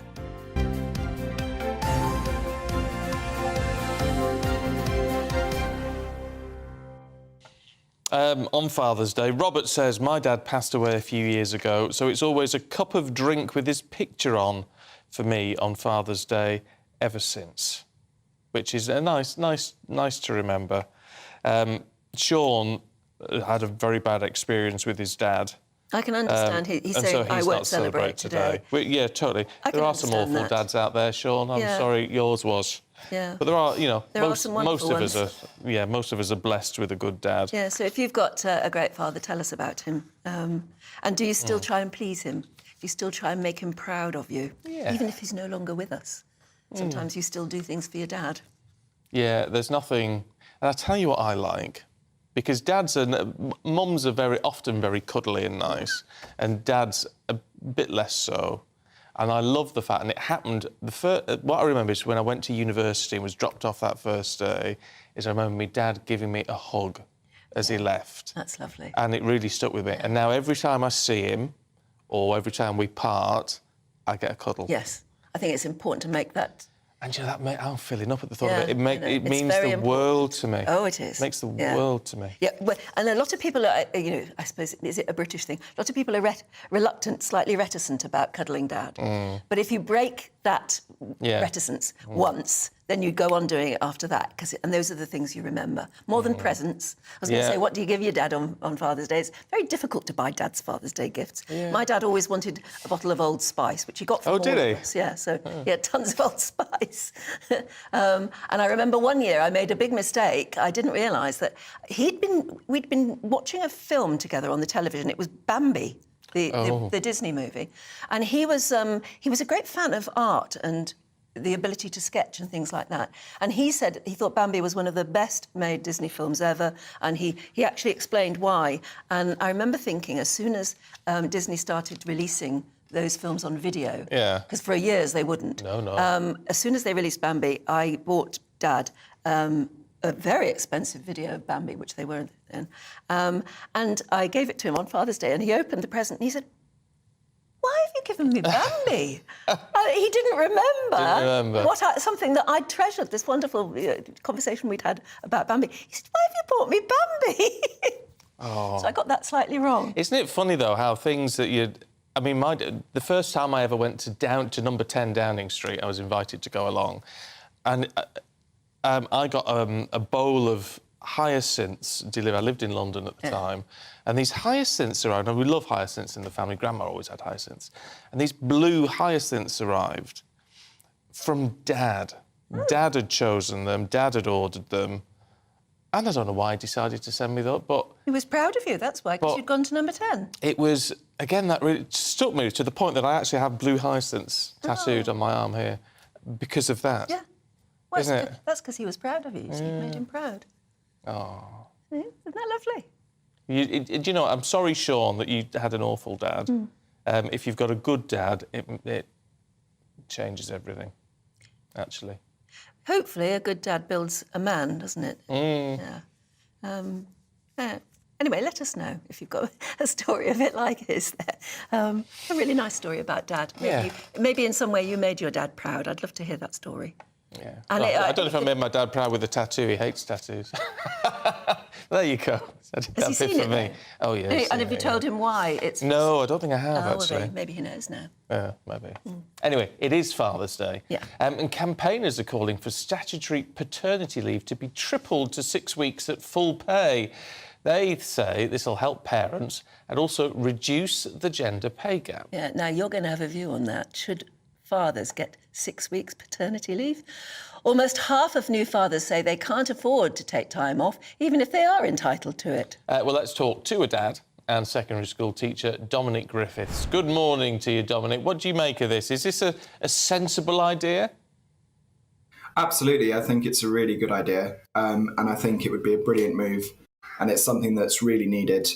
You know, it's 2023 and here we are with 2 weeks paternity leave instead of the bare minimum, in my opinion, which is 6 weeks. And there will be lots of teachers who, if they got 6 weeks off for paternity leave, that would leave a school half empty, wouldn't it, of its teachers? It's unenforceable, isn't it? It's unworkable. I mean, I'm going to disagree with you there. Even 2 weeks for teaching was, in my opinion, hard enough. But it's something that's worthwhile. Think about it. As a school, you want to be supporting families and you want to be supporting a new family. It's the bedrock of our society and it's something that needs supporting. And it is worth mentioning that you just mentioned about how it would leave the school half empty. The point is that in teaching it's hard enough at the moment with just 2 weeks, for example. That should demonstrate how flawed our education system is at the moment, that new parents, new dads can't take time off work. All right, why does a father need 6 weeks off? I mean, part of the role, I mean, if you're going down traditional lines, which some people will disagree with, you know, a father is there to provide for the family. Well, yeah, you have your 2 weeks off and then get back to work, you know, start providing for your family. Isn't that what it's meant to be about? Okay, I get your point, but what is providing for your family? Providing your family is both earning an income, but it is also caring for your partner who's just gone through a birth and your newborn child. In addition, you think about it, we've got about a third of all new mums having C-sections, which take, according to doctors, 6 weeks recovery time. My wife, for example, she had a C-section. And you aren't supposed to lift heavy things for 6 weeks or even longer, depending on what the doctor says after a 6-week checkup. You can't even drive. So you think about it, is that when the father leaves the home to go back to work, the mum is essentially housebound to look after the child instead of having that more freedom and independence to build a new relationship with the whole family, father included. I mean, I get the fact that it's obviously nice for you, much nicer for you as a father to be able to be at home during that wonderful period, the first 6 weeks or so. But I just can't see how small employers, any employers, are going to be able to afford to have so many of their workforce off every time they have a baby. I just can't understand how it's going to be. You say it's hard enough being a teacher and only having 2 weeks off, but how is the school going to manage? How is a big employer going to manage? How is a factory going to manage when its male employees have 6 weeks off every time their partner has a baby? I mean, I would point out that a lot of European countries have 6 weeks as the bare minimum here. Sweden goes up to 9 months to a year, I think. But we have the worst paternity leave in all of the European countries. And how can we say that we are a compassionate country in 2023 if we don't do that? And you talk as if that all the parents, all the fathers are just going to take the same time off. Back in the 90s, we didn't even get 2 weeks. And yet when it went to 2 weeks, everyone made it work. And I think that small businesses would absolutely jump at the chance to support their employees and say, yeah, I absolutely recognize the important thing that you're doing. You're looking after your wife, your mum, your partner, whoever's gone through just that birth, and your newborn child. You think about those sleepless nights, and they don't just stop after 2 weeks for the dad or the mum. They continue for weeks afterwards, which is why I think 6 weeks has to be the minimum. All right. Fair enough for dads, if they want the time off and they may enjoy it. Are you quite sure the mums want the dads at home? I definitely think they would appreciate, at the very least, a second pair of hands, yeah. In the old days, of course, and I get that we live different lives nowadays, instead of having your husband home when you went home with the baby, you'd probably have your own mum or your sister or an auntie or somebody like that instead. The family would rally round. Yeah, I mean, I suppose in that sense you're right, but we live in a society that, encourages people to work more, encourages people to move more as well. And some people just don't have that luxury. I'd also say as well is that you think about it, that the parents, there are studies that show that dads don't feel emotionally and mentally prepared or ready after 2 weeks to just go back to work. So that it also goes for the new mum as well, is that it would benefit both of them emotionally and mentally to stay home and develop that family bond. OK. Dominic, really good to talk to you this morning. Thank you very much indeed. I'd love your views on that. Keep your views at gbnews.com. I wonder if your views will go along generation lines as well. Maybe. Whether maybe younger people now expect maternity and paternity leave, even to extraordinary. I mean, he was saying in Sweden up to 9 months to a year. How is that? How does any employer cope with that? I don't know. And I don't know. And maybe older viewers might well be thinking, for heaven's sake. I mean, I think, my mum would have said, I wouldn't have wanted your father around all the time, getting under my feet. Yeah. I think a lot of women would say, a lot of maybe older women, I don't know, would say they would prefer to have their sister with them or their mum or somebody like that. I mean, I can understand the appeal of saying, yes, I want to spend as much time with my new family as possible. But I also, I'm a great believer in the provider. And it doesn't matter whether that's the mum or the dad, it doesn't matter. But, whoever is providing for the family... Well, he's still providing if he's getting paid. Yeah, but he's... Yeah, right, yeah. I just don't see how it would go. I struggle with it. It says, Dominic was saying, people don't feel emotionally prepared to go back, the dads, after 2 weeks. I don't feel emotionally prepared to come back to work after a 2-week holiday. No, me either. So, I don't know. You just have to get on with it, don't you? I'm not convinced, but then again, I'm not a dad. No, I'm not sure I'm convinced either, but I think maybe the younger generation see things entirely differently. Yeah, let us know what you think. Now, don't forget, though, it is International Picnic Week this week. The weather might not be great, but don't let a little bit of rain spoil that. We'll tell you more. This is GB News.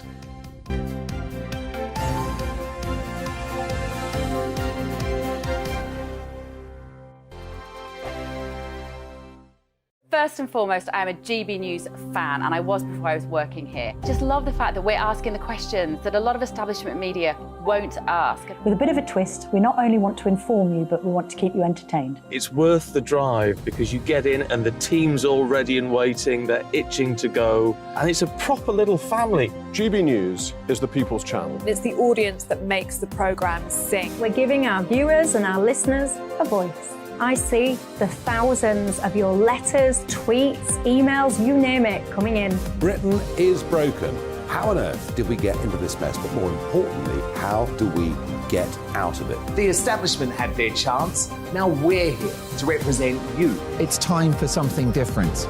It's time for GB News. I'm very patriotic. I believe in Britain.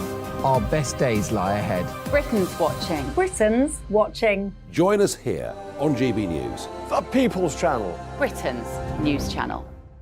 Join me, Patrick Christie's, Monday to Friday, 3 till 6. We tackle the day's news agenda like you've never seen before. It's high tempo, high octane, the most controversial topics, and the best guests. You will not be able to take your eyes and ears off it. I'm not afraid to ask the questions that you really want answered. 3 till 6 p.m, Monday to Friday on GB News, the People's Channel, Britain's news channel.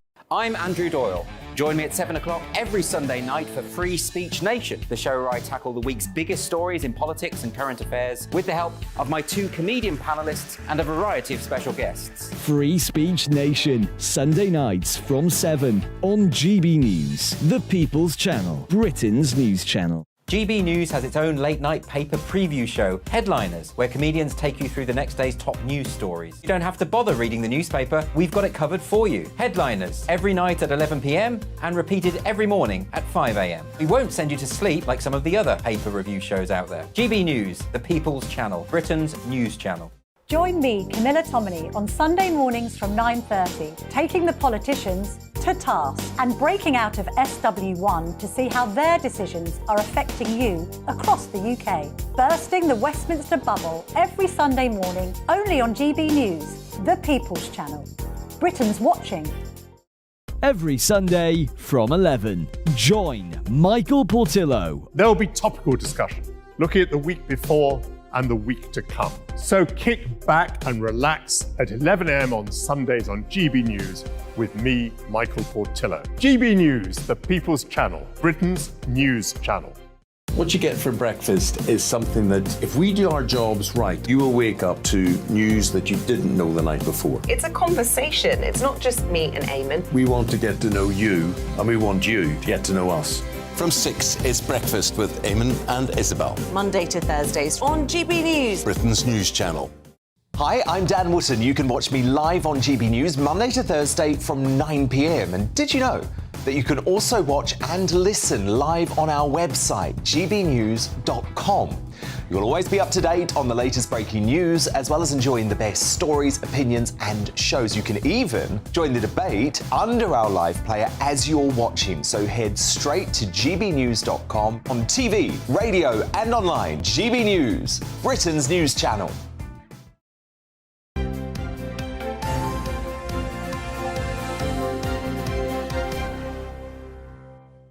"7:32, this is Breakfast with Stephen and Anne. Good to have you with us this morning. And it's International Picnic Day. But is there a wrong and a right way to partake in one of our favourite national pastimes? Well, Lisa Hartle went to find out. From gorillas in London Zoo to people enjoying it across the world, a picnic is a tradition dating back to the early 19th century. National Picnic Week celebrates the alfresco dining, which comes in many forms. Philip Sykes from the British School of Etiquette says there's no right or wrong way to do it, but there are many different ways. Here in the United Kingdom, we all love to go and have a picnic somewhere. It's whether it be a couple of sandwiches in a bit of tin foil, or whether you want to go above and beyond and take your beautiful array of hampers and that sort of thing and really pack up according to people's taste buds and how they love to, what they love to engage with, what they like to drink with their picnic, what time of the day they're going to picnic. And recently I was fortunate enough to go to Hampton Court Palace, where you go to a show and a concert, but beforehand you have got the grounds at your disposal to have your picnic. And some people have blankets on the floor, some people have brought deck chairs and gorgeous tables. I even saw a couple the other night very smartly dressed, and they maybe were celebrating an anniversary of some sort, because they had the table pristinely beautifully dressed, and they were eating rather in a rather what one would deem as a sort of restaurant style. So picnics are very flexible. There's no sort of one fits a specific scenario. It's very, very flexible in how you want to orchestrate your picnic. I asked Philip what the royals might do for a picnic. There are quite a few scenarios with the royals, in the sense that, I suppose, horses for courses. If they were going to a smart event such as Royal Ascot, they might have a private box or a private area where they've set up beautiful dining tables, or not dining, but beautiful outdoor chairs and a nice tablecloth, white tablecloth with proper cutlery and potentially, I would imagine, crystal glasses and that sort of thing. A gentleman's etiquette book dating back to 1870 shows alfresco feasting has somewhat changed. Each gentleman should endeavour to do his utmost to be amusing on these occasions. If he has a musical instrument and can play, let him bring it. For instance, a cornet, which is barely tolerated in a private drawing room. Picnics can also be good for your mental health. I think if I have top 3 tips: exercise, getting out in nature, and emotional connection, talking to people. So if you think about going on a picnic, often it involves walking in nature to get where you're going on the picnic. You're usually with other people, so you're talking and you're emotionally connected, and you're out in nature. So you've got that sense of being grounded, of being mindful. The stresses of day-to-day life are gone because you're there, usually in a beautiful spot. So all those senses and all those things that we really need to make us feel emotionally settled are there at a picnic. Whether it's tinfoil sandwiches or a hamper on a heath, with summer just beginning, there's plenty of time to get outdoors and enjoy this centuries-old tradition. Lisa Hartle, GB News, London. Oh. Yes. And isn't there something rather wonderful about a sandwich that's been wrapped in tin foil or cling film for a while? Yes, everything sort of melds together. Yeah, I like They're that. almost better than a fresh sandwich, don't you think? Oh, yeah. Plus, you're out. Everything tastes better outdoors. It does. I don't know why that is. Until the wasps find you. And then you Yeah. find people darting up from their picnic rugs and running around. Yeah, that's good. You have to get used to the insects. Yeah. Partygate video. Christina says, something that happened almost 3 years ago, give it a rest. Karen says the same. She said, I believe that we should drop this now. It's boring. Yeah, Emily, though, says, my son died on Boxing Day 2020. We couldn't hug family at his funeral. We couldn't hold a proper wake. Some viewers may think it's more than 2 years ago and to forget it, but I never will. I can understand that. Steve in Wigan says much the same thing. He says, my mother died in November 2020, alone in hospital, no family allowed to be with her as she passed. We weren't allowed to even see her afterwards because there was a risk, we were told, that she could pass COVID on to us. My family spent its first Christmas without her, observing the rules in separate homes, whilst those contemptuous idiots on the video laugh at us. Shameful and shameless. Kathy in Kent says, I care about what happened 3 years ago. I worked from home, isolated from family and friends for 12 months. Was desperate to return to work, but health difficulties meant I wasn't permitted. My mental health deteriorated. I didn't see my son or granddaughter face to face for 18 months. Anyone who was given an honour and found to be at one of these parties, their gongs should be stopped. I totally see your point, Kathy. When you hear that sort of story, you just think, gosh, how could they accept those gongs with, you know, peerages? Yeah. For at least 2 of them. Yeah. Howard in Brighton says, I lost my mum to COVID. I didn't get a chance to say goodbye. I will never forget those people on that video. There you go. Keep your thoughts coming through. gbviews at gbnews.com. We've got the Sunday papers coming up. This is GB News.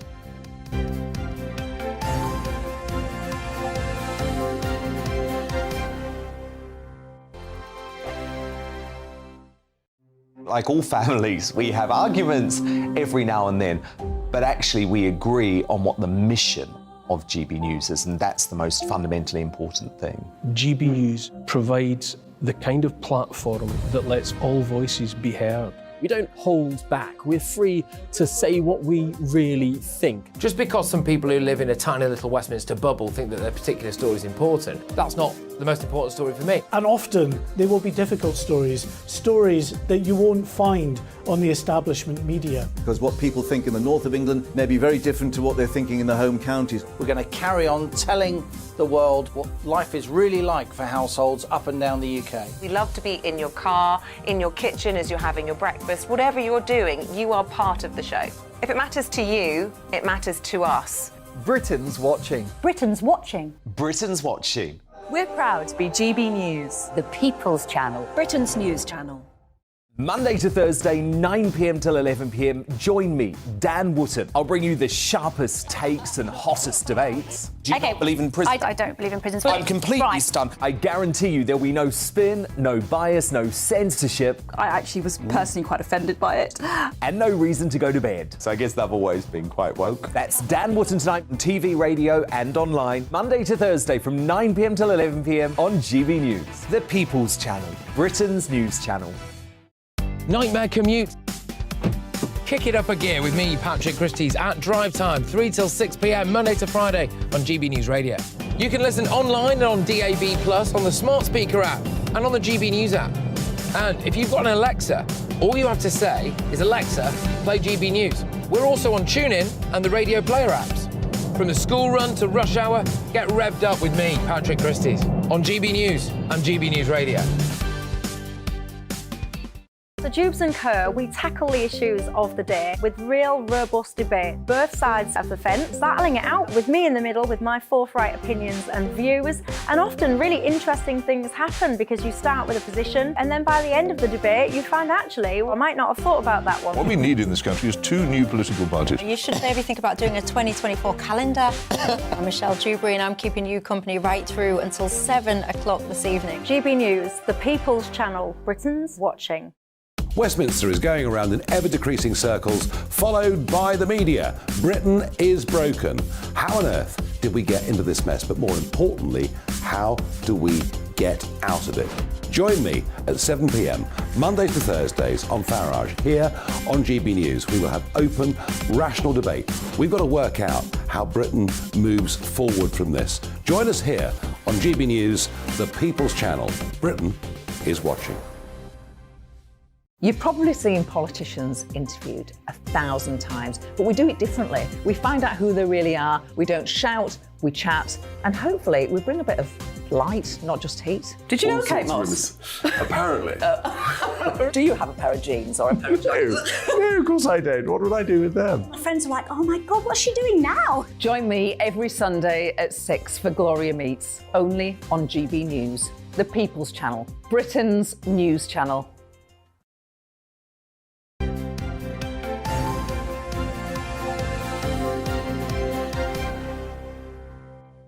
7:41, this is Breakfast with Stephen and Anne. Now, take a look at this lovely photo on the front page of many of the papers today. This one's from the Mail, of Prince William with his 3 children. That photo apparently taken in Windsor. And, of course, it's been released to mark Father's Day. It is a nice picture. It is. It's lovely. The Mail on Sunday's got a great shot, actually. It's an aerial shot of the Red Arrows soaring over the Mall and Buckingham Palace during the flypast. Oh, I did enjoy that fly past. That was good. And, of course, all the photographers were after Prince Louis. And he did pull a few faces. He really enjoyed it, actually. There you've got the Sunday Express showing him stealing the show once again at the Trooping of the Colour. No, he's saluting one of them. He doesn't know how He's to salute. saluting one of them. Well, he does. No. Oh, he's saluting American style. That's American-style salute, yes. Not how we do it over here. Yeah, no, we do it... We do it with a flat hand. With flat hand. And flat the Americans do it that. with a tipped hand. Yeah, meant to do it like that. Come on, he should know. He's from a military family, isn't he? Actually. About time he learned. Oh, shock, horror. The royal family don't know how to salute. I mean, you'll be waving like that next instead of... Come on, you teach do that him. very well. Thank you. Yes, you do. I did see some old footage of the Queen Mum, actually, quite recently, and she was really good at that. She was particularly good at that. Yes, it just like... Yeah, very good. The Sunday Mirror has photos from that bombshell footage showing Conservative staff boozing and dancing at the height of the COVID pandemic. Just on that one, before we look at the papers, Darren's been in touch and says, like Stephen, my views have changed. This is now about the relationship between the public and authority and the clear contempt for us. Rewards, then, for wrongdoing, whilst the rest of us were blamed for not following the rules. I think that's very interesting, because it is. I mean, it's not about the cake, is it, anymore? It's not about the cake. It's not even about the people. It's about the fact that it seemed to be acceptable for them to be laughing at the rest of us who were all locked down. Yeah. Anyway, let's talk... They didn't think there was anything wrong about that. That's it's so annoying, isn't it? Yeah. They didn't think it was anything sort of morally wrong. No. They knew it was against the rules because they joke about it in the video. And it's not just the people in the video. It's where are their bosses? Where is there a boss walking in saying, this must stop now? Yeah. Nobody in authority, or nobody wanting the authority to say that? Don't know. Let's talk to the former editor of the Daily Star, Dawn Neeson, and editor of Spiked, Tom Slater. Good morning. Good morning. Both.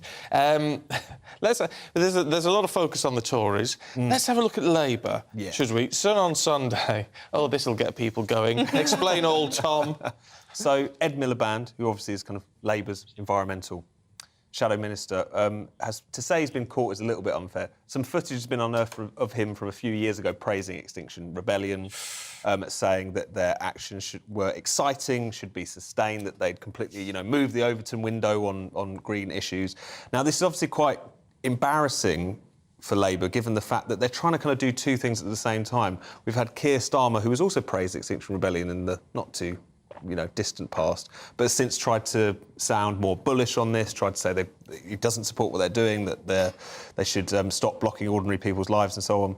But at the same time, Labour might want to distance themselves from groups like Just Stop Oil, but they kind of have become the Just Stop Oil party. They do have this new pledge to block any new oil and gas licences if they come to power. And so this is a question I have to ask, is that the fact that they want to kind of try and distance themselves from the kind of more bedraggled end of green activism, because they're a bit of an embarrassment, they don't want to look loony left and so on. But at the same time, their agenda is not all that different. The timescales are a little bit different, maybe. The radicalism, at least in terms of rhetoric, is a little bit different. But the upshot of it is they also want to go along with these policies, which in the midst of a cost of living crisis, need for energy security given the war in Ukraine and so on, will strike most ordinary people as just a bit of a... And didn't they just accept a £150 million donation from the the head of the Just Stop Oil organisation. Certainly someone who was, I forget his exact involvement. To it, Yeah, he said good. the work of Extinction Rebellion was a fantastic success and wanted it deepened. But if this was a few years ago, it may be before we saw the worst. I think it was before they started gluing themselves to things. I mean, they've been gluing themselves since day one, haven't they? I'm not sure. Yeah, The tactics haven't changed all that much. But I think what's different is that Labour have kind of realised finally, it took them a little while, that people stopping delivery drivers going about their business or gluing themselves to trains when people are trying to get to work, it's not actually that popular. No, I mean, a couple of years ago when you said this, is still when they sort of took over Parliament Square and camped out there, and the lovely Emma Thompson flew in on her private jet to join the environmental campaign. Yeah. It was worth remembering, they got a very gentle reception from the media originally. There was this kind of moment where Extinction Rebellion and so on, even though ordinary people, I think, were increasingly infuriated by this kind of thing because it was just stopping people going about their daily lives, the mood changed quite quickly. So that's, I suppose, is one thing that's kind of shifted, is that Labour have recognised that you can't win any brownie points by cuddling up to these people. No.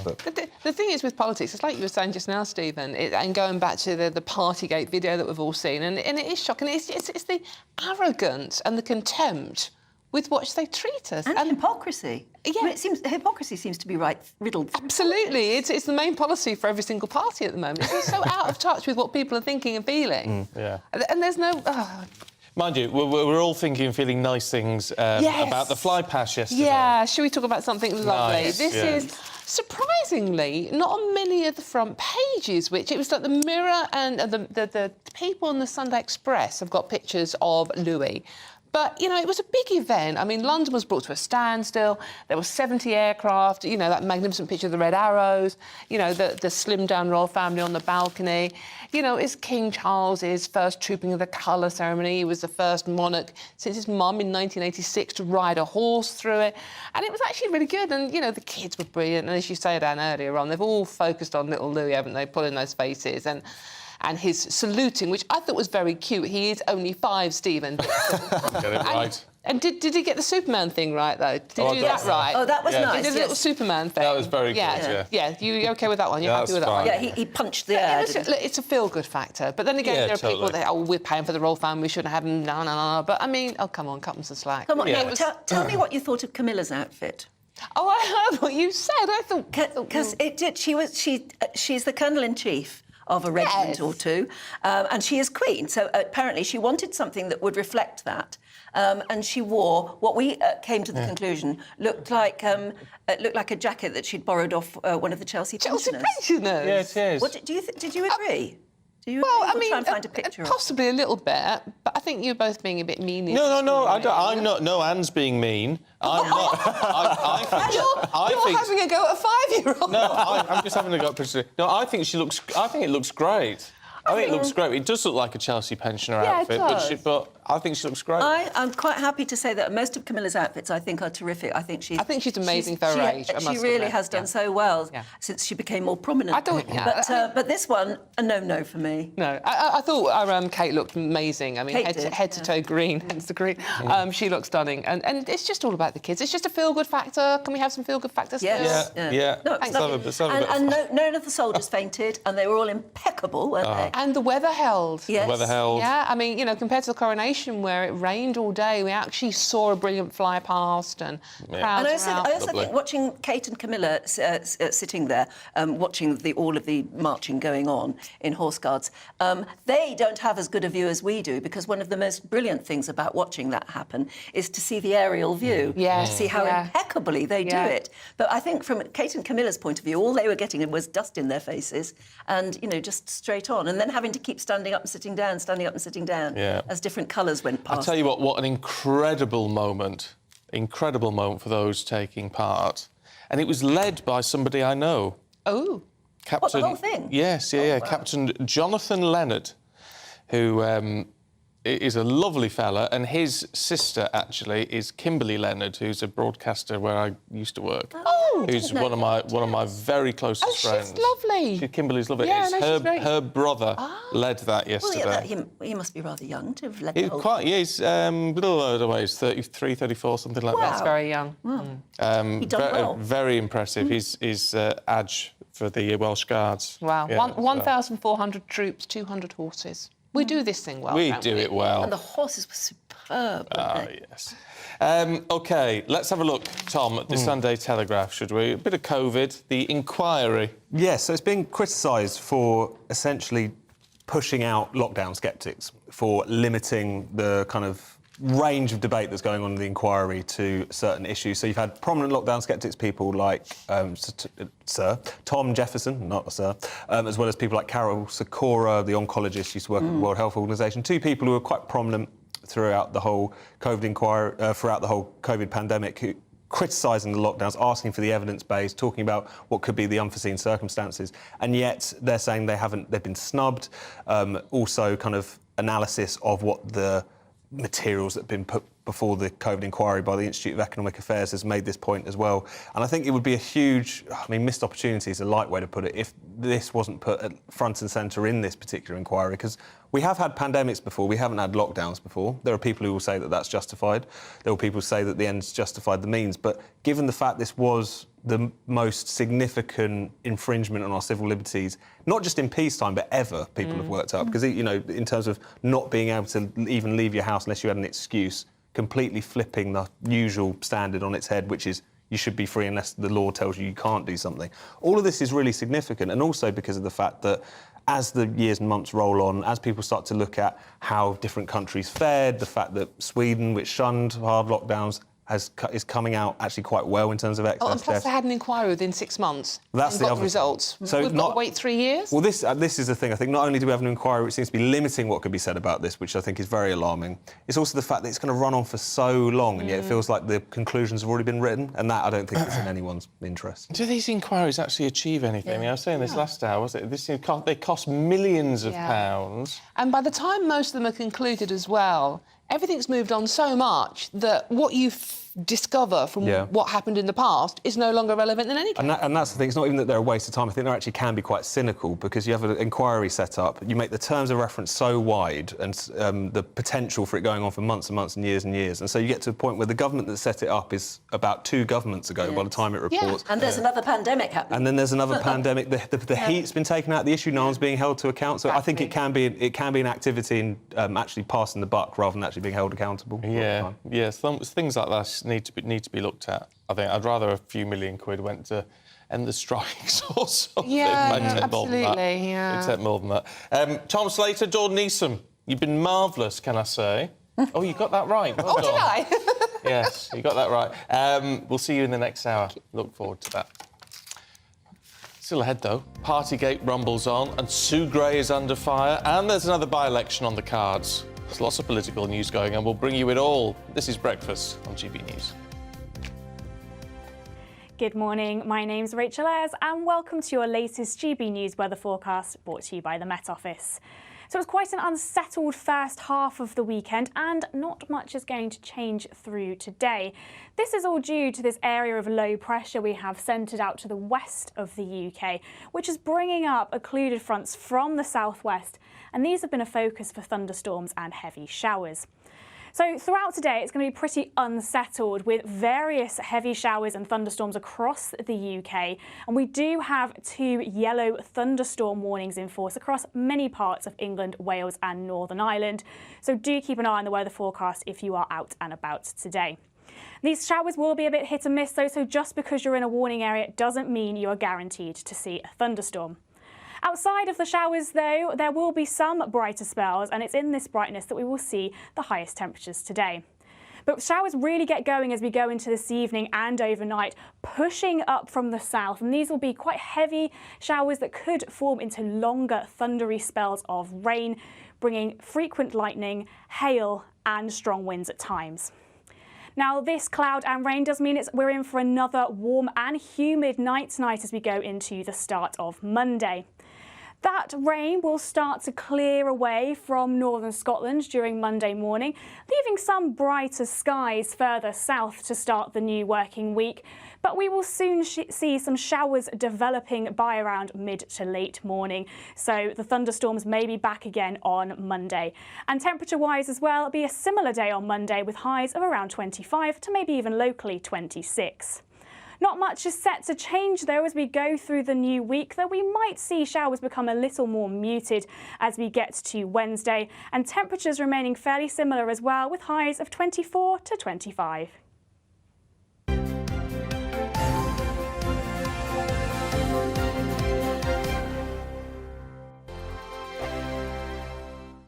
First and foremost, I'm a GB News fan, and I was before I was working here. Just love the fact that we're asking the questions that a lot of establishment media won't ask. With a bit of a twist, we not only want to inform you, but we want to keep you entertained. It's worth the drive because you get in and the team's all ready and waiting, they're itching to go, and it's a proper little family. GB News is the People's Channel. It's the audience that makes the programme sing. We're giving our viewers and our listeners a voice. I see the thousands of your letters, tweets, emails, you name it, coming in. Britain is broken.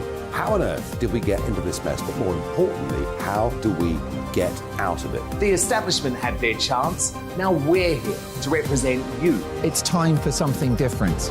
It's time for GB News. I'm very patriotic. I believe in Britain. Our best days lie ahead. Britain's watching. Britain's watching. Join us here on GB News. The People's Channel. Britain's news channel. Join me, Patrick Christie's Monday to Friday, 3 till 6. We tackle the day's news agenda like you've never seen before. It's high tempo, high octane, the most controversial topics and the best guests. You will not be able to take your eyes and ears off it. I'm not afraid to ask the questions that you really want answered. 3 till 6 p.m, Monday to Friday on GB News, the People's Channel, Britain's news channel. I'm Andrew Doyle. Join me at 7 o'clock every Sunday night for Free Speech Nation, the show where I tackle the week's biggest stories in politics and current affairs with the help of my 2 comedian panellists and a variety of special guests. Free Speech Nation, Sunday nights from 7 on GB News, the People's Channel, Britain's news channel. GB News has its own late-night paper preview show, Headliners, where comedians take you through the next day's top news stories. You don't have to bother reading the newspaper, we've got it covered for you. Headliners, every night at 11 p.m, and repeated every morning at 5 a.m. We won't send you to sleep like some of the other paper review shows out there. GB News, the People's Channel, Britain's news channel. Join me, Camilla Tominey, on Sunday mornings from 9:30, taking the politicians to task and breaking out of SW1 to see how their decisions are affecting you across the UK. Bursting the Westminster bubble every Sunday morning, only on GB News, the People's Channel. Britain's watching. Every Sunday from 11, join Michael Portillo. There will be topical discussion, looking at the week before and the week to come. So kick back and relax at 11 a.m. on Sundays on GB News with me, Michael Portillo. GB News, the People's Channel, Britain's news channel.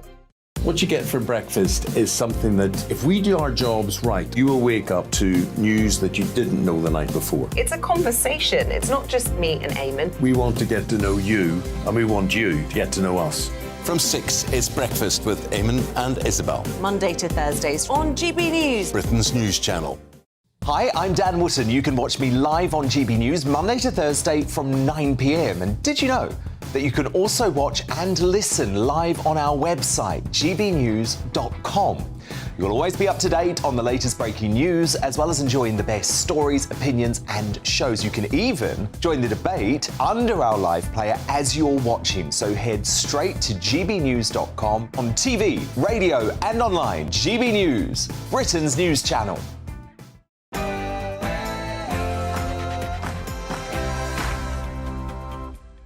Very good morning to you. It's 8 o'clock on Sunday, the 18th of June. Today, Partygate rolls on as video now emerges of Conservative staffers at a party while COVID rules were in force. the Duchess of Dior, Meghan Markle, reportedly on the brink of signing a major deal with the fashion brand. And it's International Picnic Day, so what better excuse to take part in the classic summer pastime? What are your picnic essentials? food and a blanket. That's about it. That's all you need. I'm Stephen Dixon. Good morning. And I'm Anne Diamond, and this is Breakfast on GB News.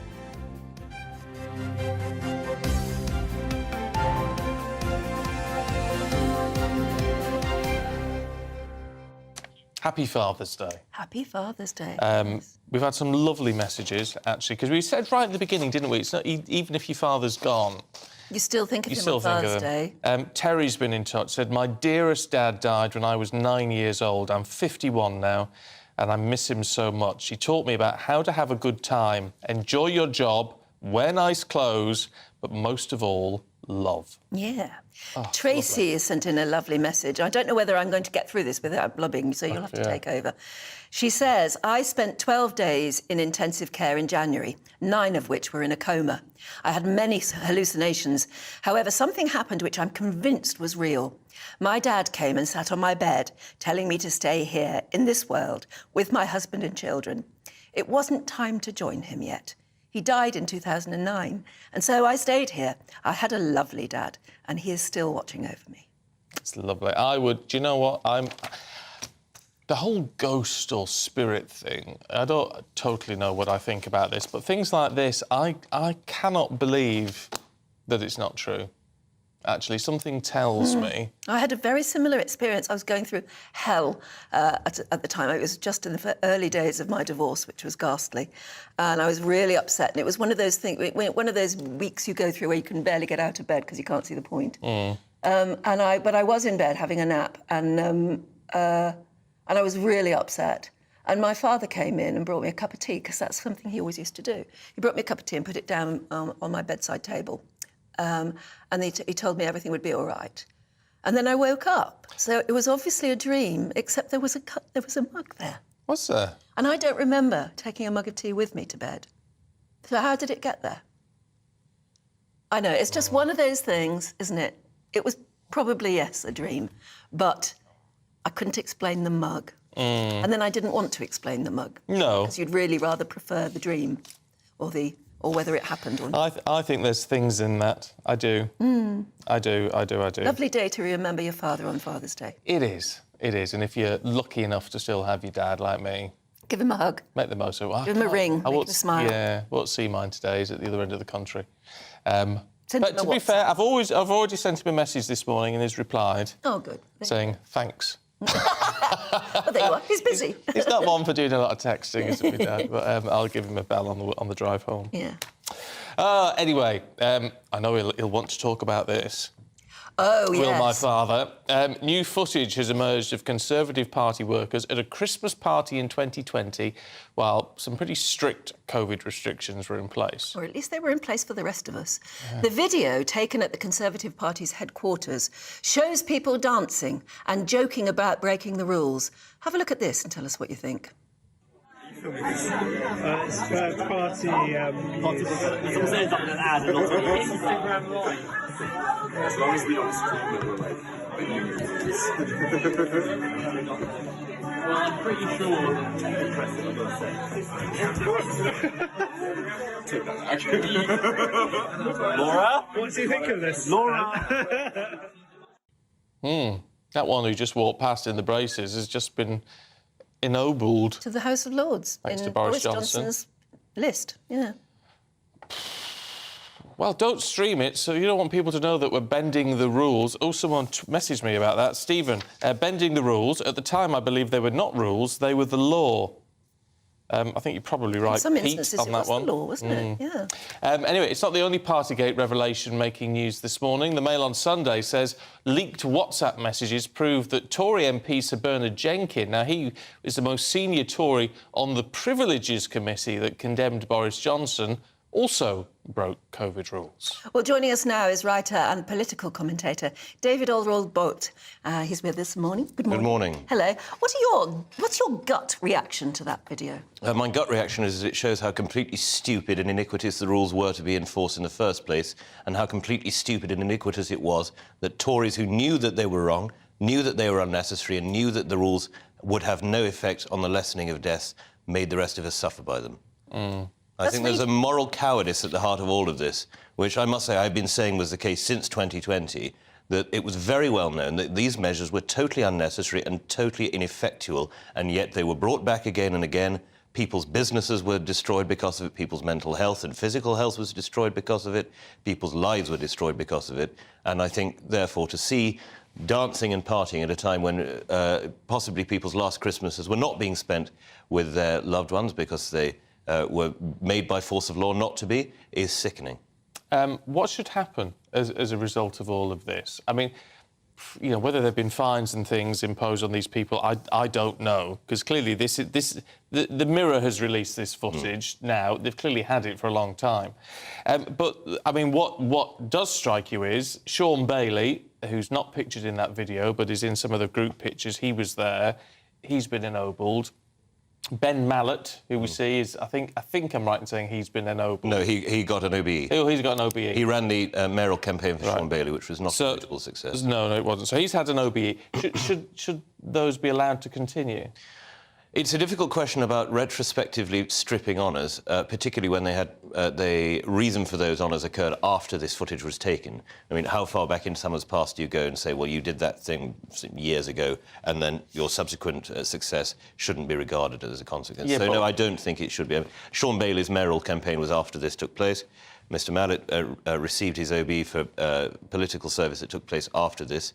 There should, of course, be some kind of, I think, Truth and Reconciliation Commission about what occurred, about how what happened during 2020 and 2021 was allowed to happen, how Parliament was sidelined, essentially by a very small group of Boris Johnson and his cabinet making decisions without full parliamentary scrutiny. I think we need some kind of wiping of the slate clean in order for the nation to move on psychologically. Otherwise, these things will come back again and again and again because, of course, newspapers like the Mirror will have these videos, will have exchanges of text messages, and will deploy them against the Conservative Party whenever it can, because the Mirror is a Labour-supporting paper. And equally, I'm sure there will be Conservative-supporting papers that have incriminating evidence about Labour parties, the Labour Party having parties during this time, which it will deploy. I mean, how long is this going to continue?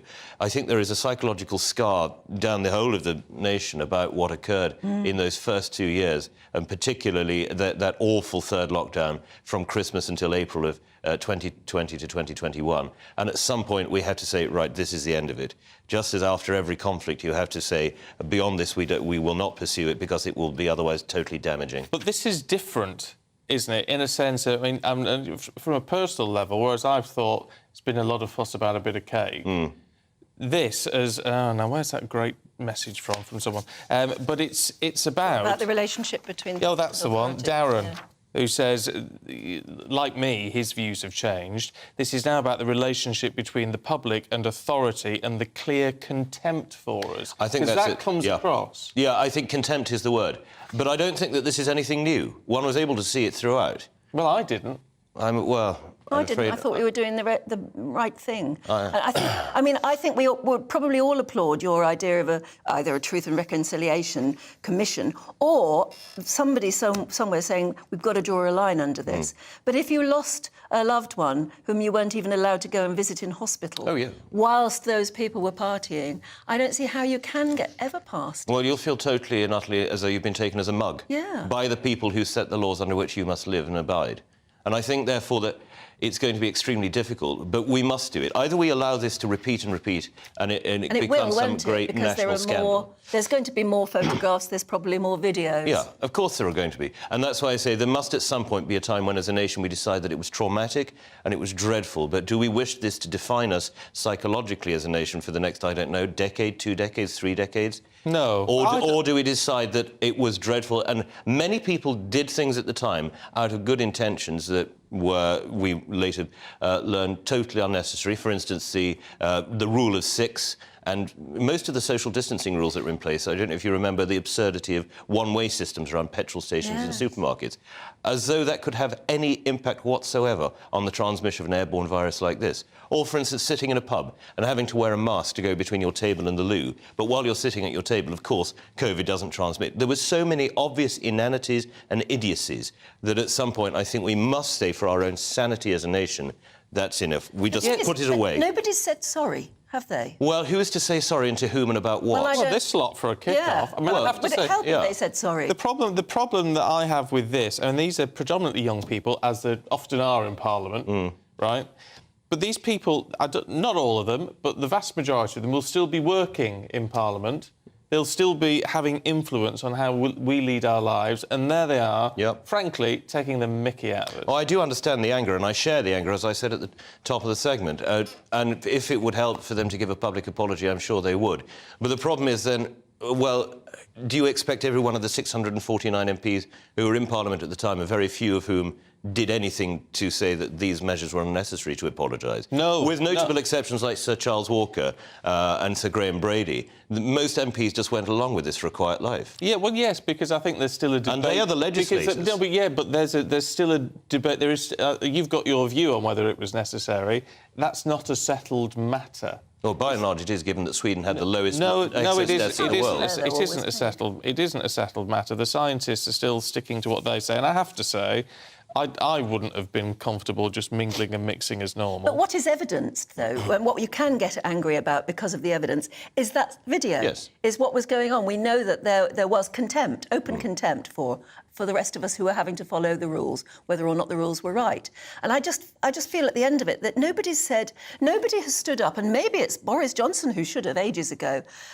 Maybe there are others who should stand up and say, if we got things wrong, we're sorry. We're sorry if we got things wrong, and we feel the pain. But, I mean, for heaven's sake, Boris Johnson nearly lost his own life. Yep. But nobody at any strata has said sorry. Well, I think that your point about Mr Johnson is the correct one, because he was ultimately an executive authority. He was the Prime Minister. And as much as we have a democratic system of cabinet government, he does bear the responsibility. But the problem is that Mr Johnson isn't renowned for his apologies.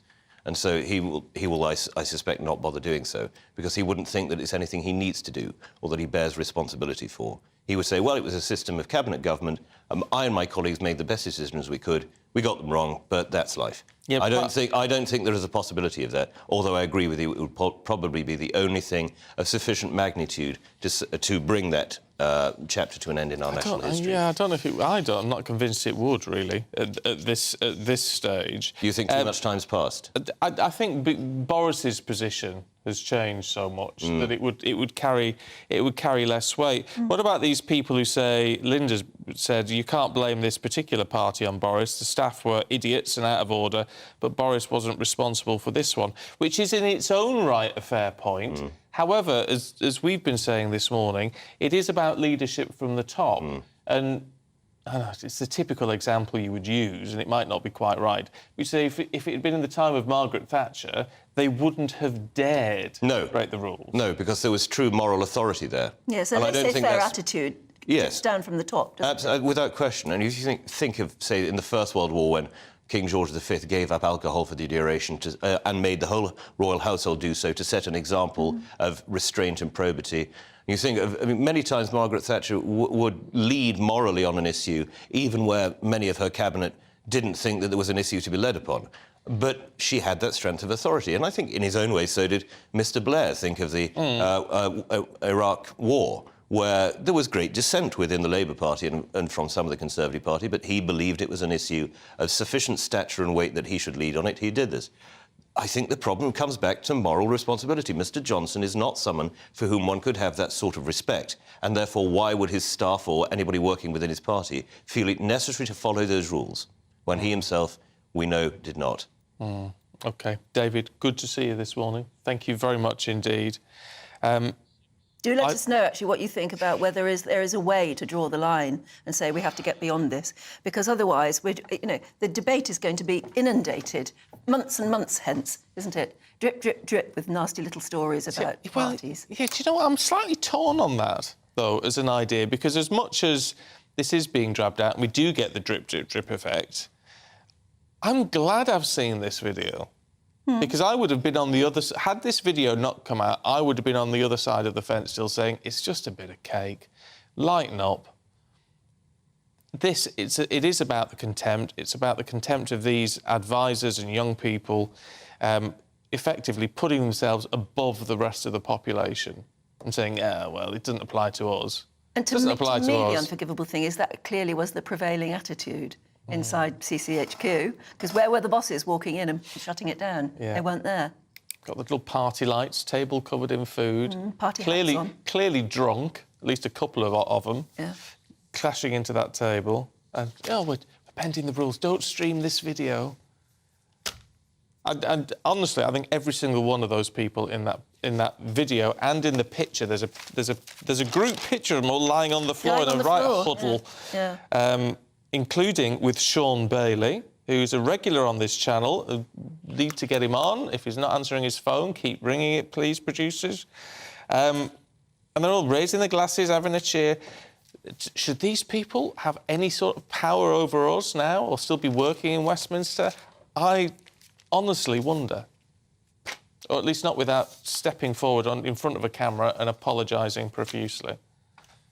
I don't know, I am angry. Yeah, I know, I've never seen you this angry, actually. I don't get angry, really, very often. No, but it's building. We thought you might calm down, but now you're actually getting angrier. I'm more angry, yeah. I just think I'm so disgusted by it. But anyway... I just don't think this can go on. It can't go on for months and months and months. Hence, can it?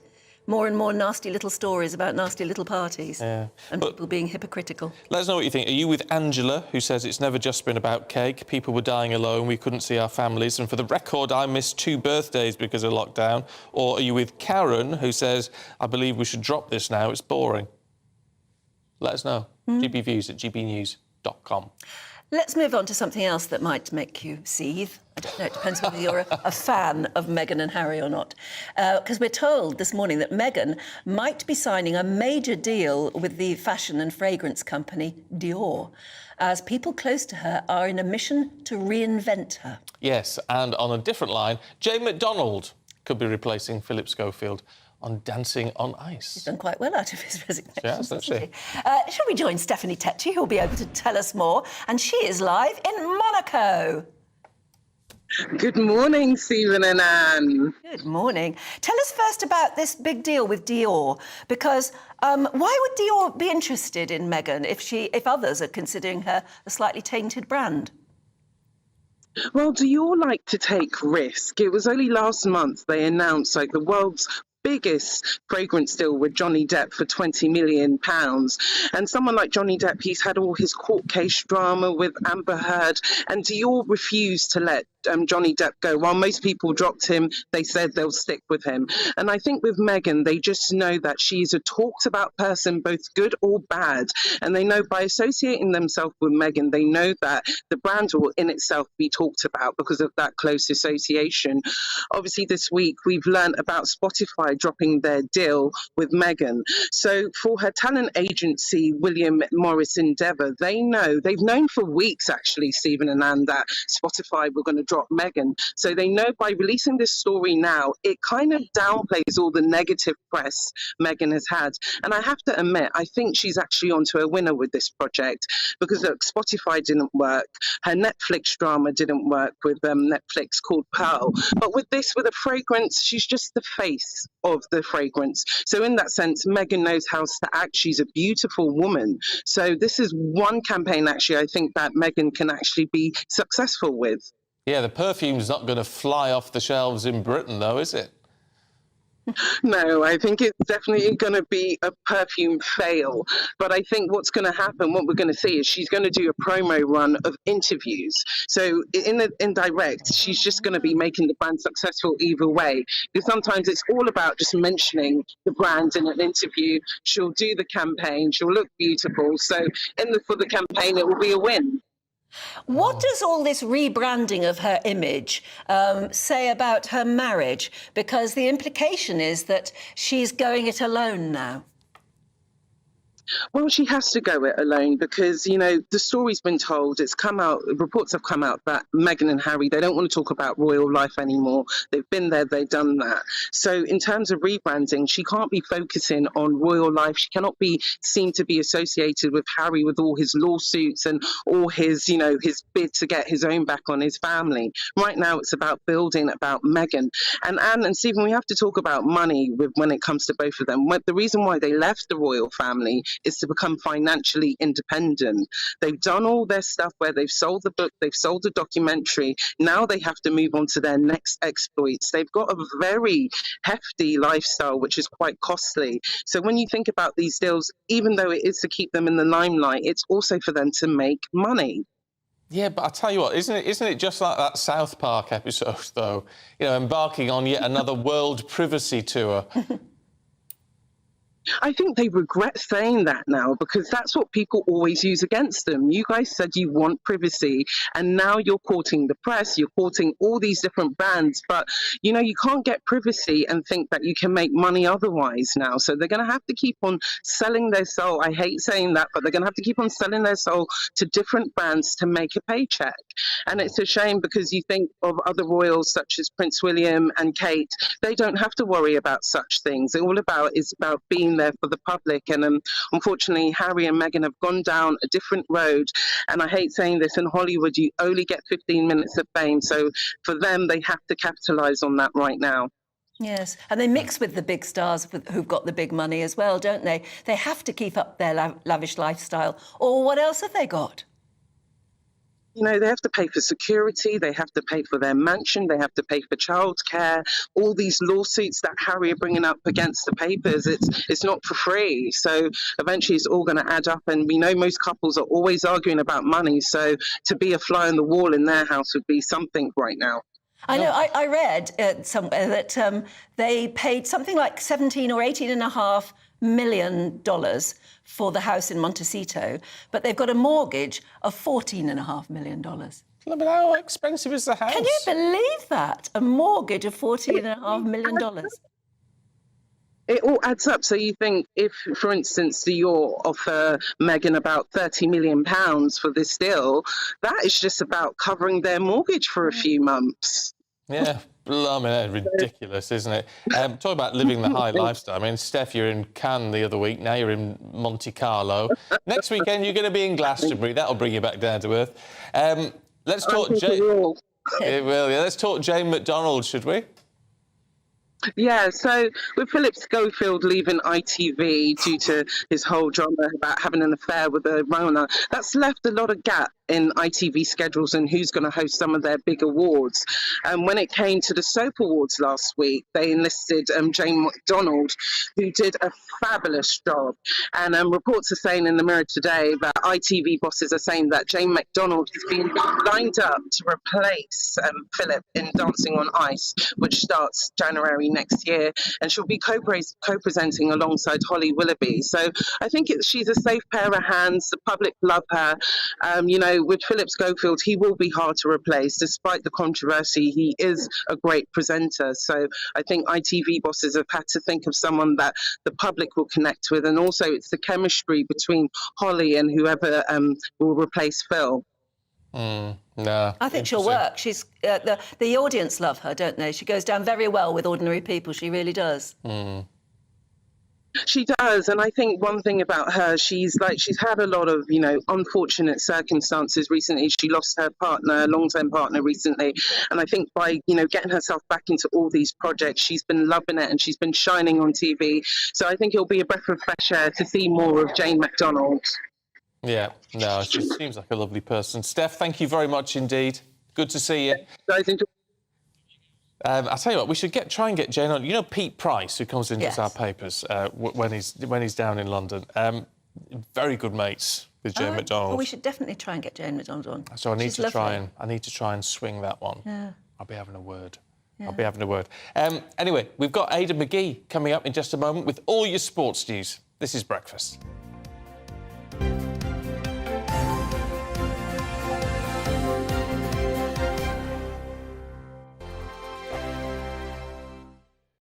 Like all families, we have arguments every now and then, but actually we agree on what the mission of GB News is, and that's the most fundamentally important thing. GB News provides the kind of platform that lets all voices be heard. We don't hold back. We're free to say what we really think. Just because some people who live in a tiny little Westminster bubble think that their particular story is important, that's not the most important story for me. And often they will be difficult stories, stories that you won't find on the establishment media. Because what people think in the north of England may be very different to what they're thinking in the home counties. We're going to carry on telling the world what life is really like for households up and down the UK. We love to be in your car, in your kitchen as you're having your breakfast. Whatever you're doing, you are part of the show.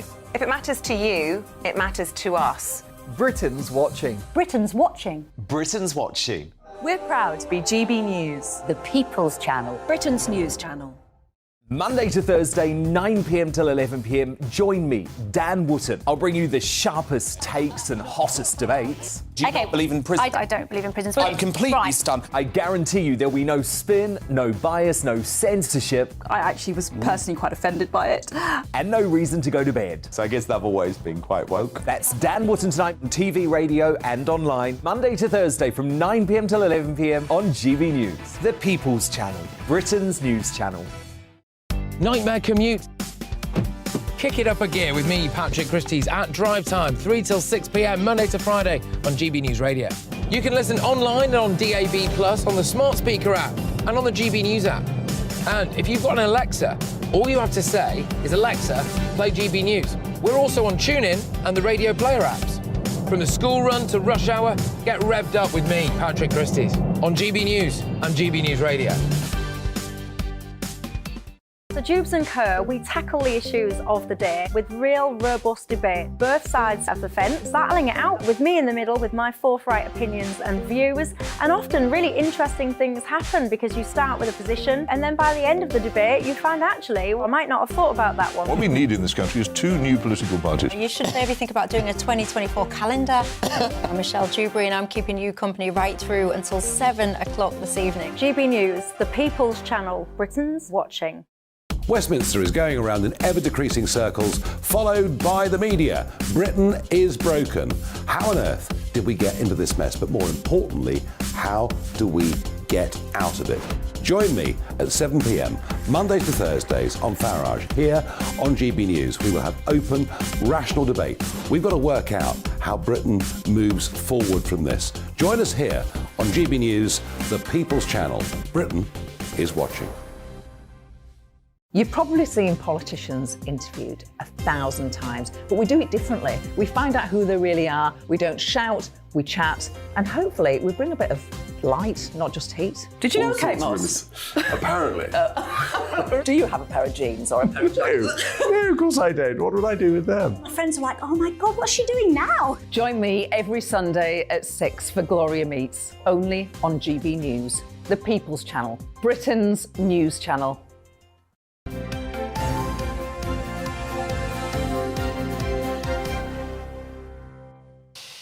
We salute you. We do. Though we don't know entirely how. A couple of people, Maggie and Russell, have been in touch saying Prince Louis's salute, that is on the front of the Express, is a Navy salute. Though I'm not convinced. Not convinced. I've done a bit of research on this during the break, and because that seems to be an RAF salute. It's very high on the brow. A Royal Navy salute is much lower, like that. But your hand is sort of turned forward a little bit. Yeah. And an army salute in Britain is that. And Louis was doing something much more American, like that, wasn't he? And he was showing the thumb. And I'm just looking at a picture of Prince Philip doing a Navy salute, and his hand is sort of a bit more down like that. Yeah. So I'm sorry, Maggie and Russell. You've still not got it right. Fans of Louis as you may be. I don't know. He was only 5. He was doing his best. I know. It's only a bit of fun. It's only a bit of fun. But there you go. There you go. You learn something new every day. You do. I wonder if Aidan knew that. Morning. Morning, how are you? Hello. All right. Did you know how to salute? No, I didn't. I've got a friend in the Navy. I was happy to consult him afterwards. He served in the Falklands, actually. So I was going to ask him about the salute if we didn't get to the bottom of it. But it sounds like you're... Oh, we've sorted it out. You've cracked it. We've sorted it out. What's happening with the cricket? Just another amazing day yesterday. I mean, we didn't think that after day one we'd see that kind of action again. We had the early declaration, 393 for 8, which was cheeky, bordering on arrogant by England on Friday. I was here yesterday saying, goodness me, that might be quite a foolhardy move, but it didn't look that way very early on. Stuart Broad took hold of the ball. He got David Warner out. David Warner and him have had a real standoff with each other over a number of tests. He was out for 9 runs. Everyone's celebrating. Then with his next delivery, he gets out Marnus Labuschagne. So 2 balls, 2 out. It looks absolutely amazing at that point because the Edgbaston crowd is raucous, it's up on its feet. And then, as if life couldn't get any better, Steve Smith, the man I felt would be a real danger to England yesterday, goes out off an LBW, 16 runs off Ben Stokes' delivery. So an absolutely outstanding start for England. It looks for all the world as if that early declaration has paid off. Yes. Australia got 14 runs on the Friday, of course, and then in comes Usman Khawaja. Now, all England's work was good work was undone. 126 runs. He's still not out as we come off yesterday. So there's a hell of a stand by him, a classy performance as well. And it all depends now whether, I mean, Australia are now 82 runs behind. It's what happens today now. I mean, we thought yesterday we might not get much play. I've checked the weather forecast, 16 degrees at the moment in Birmingham. It looks like we could get play as late as 4 o'clock. It depends on the rain, though. It would depend on the rain, yeah. I mean, cricketers don't play even in drizzle. And so... No, not at all. Not at all. It's a danger on the pitch, of course. And we thought yesterday it might be about spin, but with the cloudy conditions, it could be a time for the seamers, and England have some excellent seamers, Stuart Broad, Ollie Robinson, etc. So they're 311 for 5. Yes. England with 393 for 8. But they still have to get Khawaja out. He's not going anywhere anytime soon. But it was a failure. The chances of thunder over the Midlands is quite high today, I'm afraid. Is that right? Yeah. OK, well, I mean, I still think we'll see some play, but there was some profligacy out in the field as well. I mean, people are saying, well, maybe it was a problem for bowling later on with Khawaja. I think there were opportunities missed. 13 no balls, for example. A competent, well-disciplined Test side will typically deliver maybe 2 or 3 no balls. To get 13 is very, very wasteful. And suddenly, at the end of the day's play yesterday, the early declaration wasn't looking quite as wide. But it just shows how much it's ebbed and flowed. We're seeing a brilliant series so far. It'd be a shame if the rain delayed things further today. But I think I'm optimistic of seeing some play in the morning. So a good opportunity later on for Moeen Ali to show his ability. He got 2 wickets out yesterday, Travis Head and Cameron Green. So he's done well. And so, yeah, it all sets up for today, but no one knows at the moment how much play we're going to get. No. Scotland in the football, perfect start to Euro 2024 being continued. Brilliant, absolutely brilliant. They were 1-0 down until the 87th minute. Who's Norway's main man? Apparently they're not a one-man team, but Erling Haaland puts them ahead after 53 minutes. And it just looks like Scotland are going to take a 1-0 defeat. But then they get an equaliser through the QPR striker. When was the last time Erling Haaland got upstaged by a Queen's Park Rangers striker? Lyndon Dykes scores in the 87th minute, and then it's backed up by Kenny McLean in the a couple of minutes later, the Norwich City midfielder come striker. Then they win 2-1. So yeah, as you say, maximum points for them. They're 6 points ahead of Spain in third. They beat Spain memorably on the 28th of March up at Hampden Park. They've got to play them again later on in the campaign in Spain. They're 5 points ahead of Georgia as well, who they play on Tuesday. It's been, I think 1998 was the last time Scotland qualified directly for a national tournament without having to go through the playoffs. They did qualify for Euro 2020, which was played in Euro 2020, which was played in 2021 as a result of playoff. They could get direct entry this time, so great days for them. As you say, 100% start. And yeah, it's been a while since a QPR player made such an impression. And briefly, what's happening in the world of golf? Big day today. So Rory McIlroy is 1 shot back. He hasn't won a major since 2014. He's played plenty of brilliant golf in between times, of course. He's won 4 majors so far. Look, he's got a big day ahead of him because he's up there with Scotty Scheffler, who's the world #1, Ricky Fowler and Wyndham Clark going into the final day. They're in the ascendancy. But Rory McIlroy, he will need a good day, but it's possible that he could win a major this evening in LA, the US Open, and that would be a real feather in his cap. Well, it would. Aidan, thank you very much indeed. I'm slightly less bothered by these two because it says in our notes here the $3.6 million first prize would be irrelevant to both. It's just about status. Yeah, never mind about the money. Wouldn't be irrelevant to me. Well, with Live Golf, though. I mean, the money's going to go even higher. It's huge, the merger. Yeah. I'd go for the cheap end of the golf. It'd still do me fine. Better learn to play golf first. Yeah, well, this is the trouble. I've never even touched a golf stick. There you go. Now, news and views aplenty from the Sunday newspapers in just a moment. This is GB News.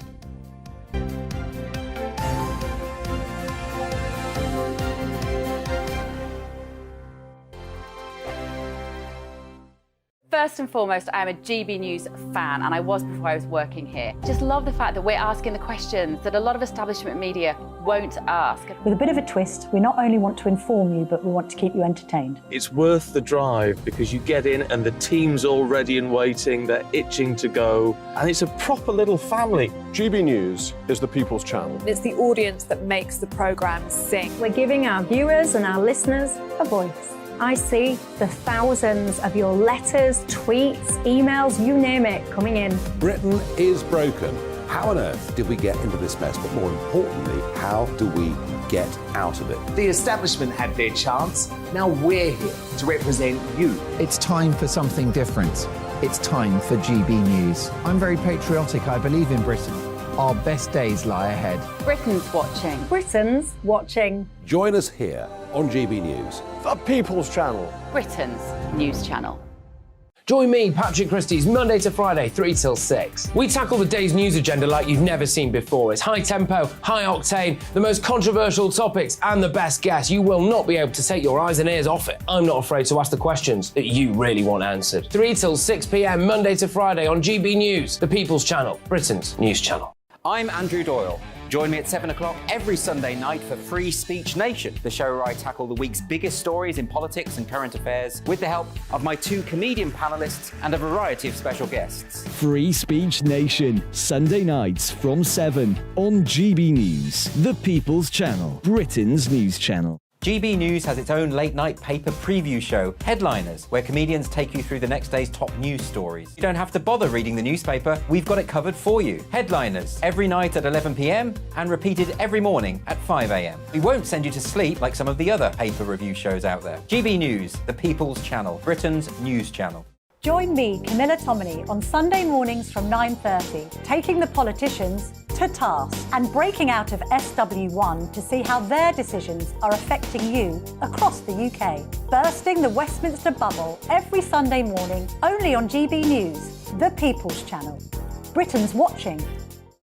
Every Sunday from 11, join Michael Portillo. There will be topical discussion, looking at the week before and the week to come. So kick back and relax at 11 a.m. on Sundays on GB News with me, Michael Portillo. GB News, the People's Channel, Britain's news channel.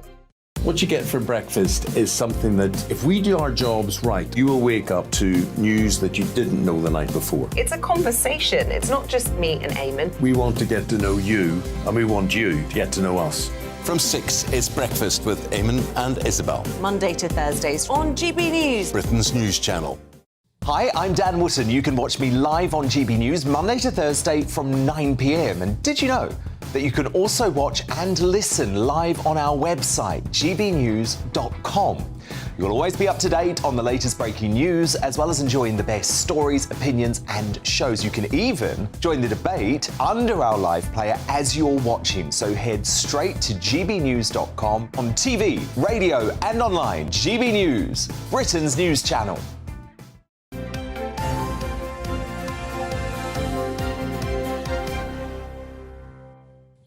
It's 8:38. Good morning to you. This is Breakfast with Stephen and Anne. Shall we have a look at today's newspapers for you? First of all, have a look at this lovely photo on the front page of many of the papers today. Prince William with his 3 children in Windsor to mark Father's Day, of course. So happy Father's Day to anyone watching who's a dad or has a dad. The Mail on Sunday has an extraordinary aerial view of the Red Arrows over the Mall and Buckingham Palace yesterday. So I love the Red Arrows. And little cheeky Louis, says the Sunday Express, with lovely shots of the young prince stealing the show, of course, again. All the photographers were on him, weren't they? At the Trooping of the Colour, doing a salute, which is either an American or a Royal Navy salute. We can't make up our minds. Yes. The Sunday Mirror has pictures on its front page from that bombshell video showing Conservative staff boozing and dancing at the height of the pandemic. On that, Jill's been in touch. Hi, Jill. Says, I was of the view that we should let the issue of Partygate rest, but now I'm really angry, having seen the video of drunk idiots at a party. My mum died alone of COVID in a care home.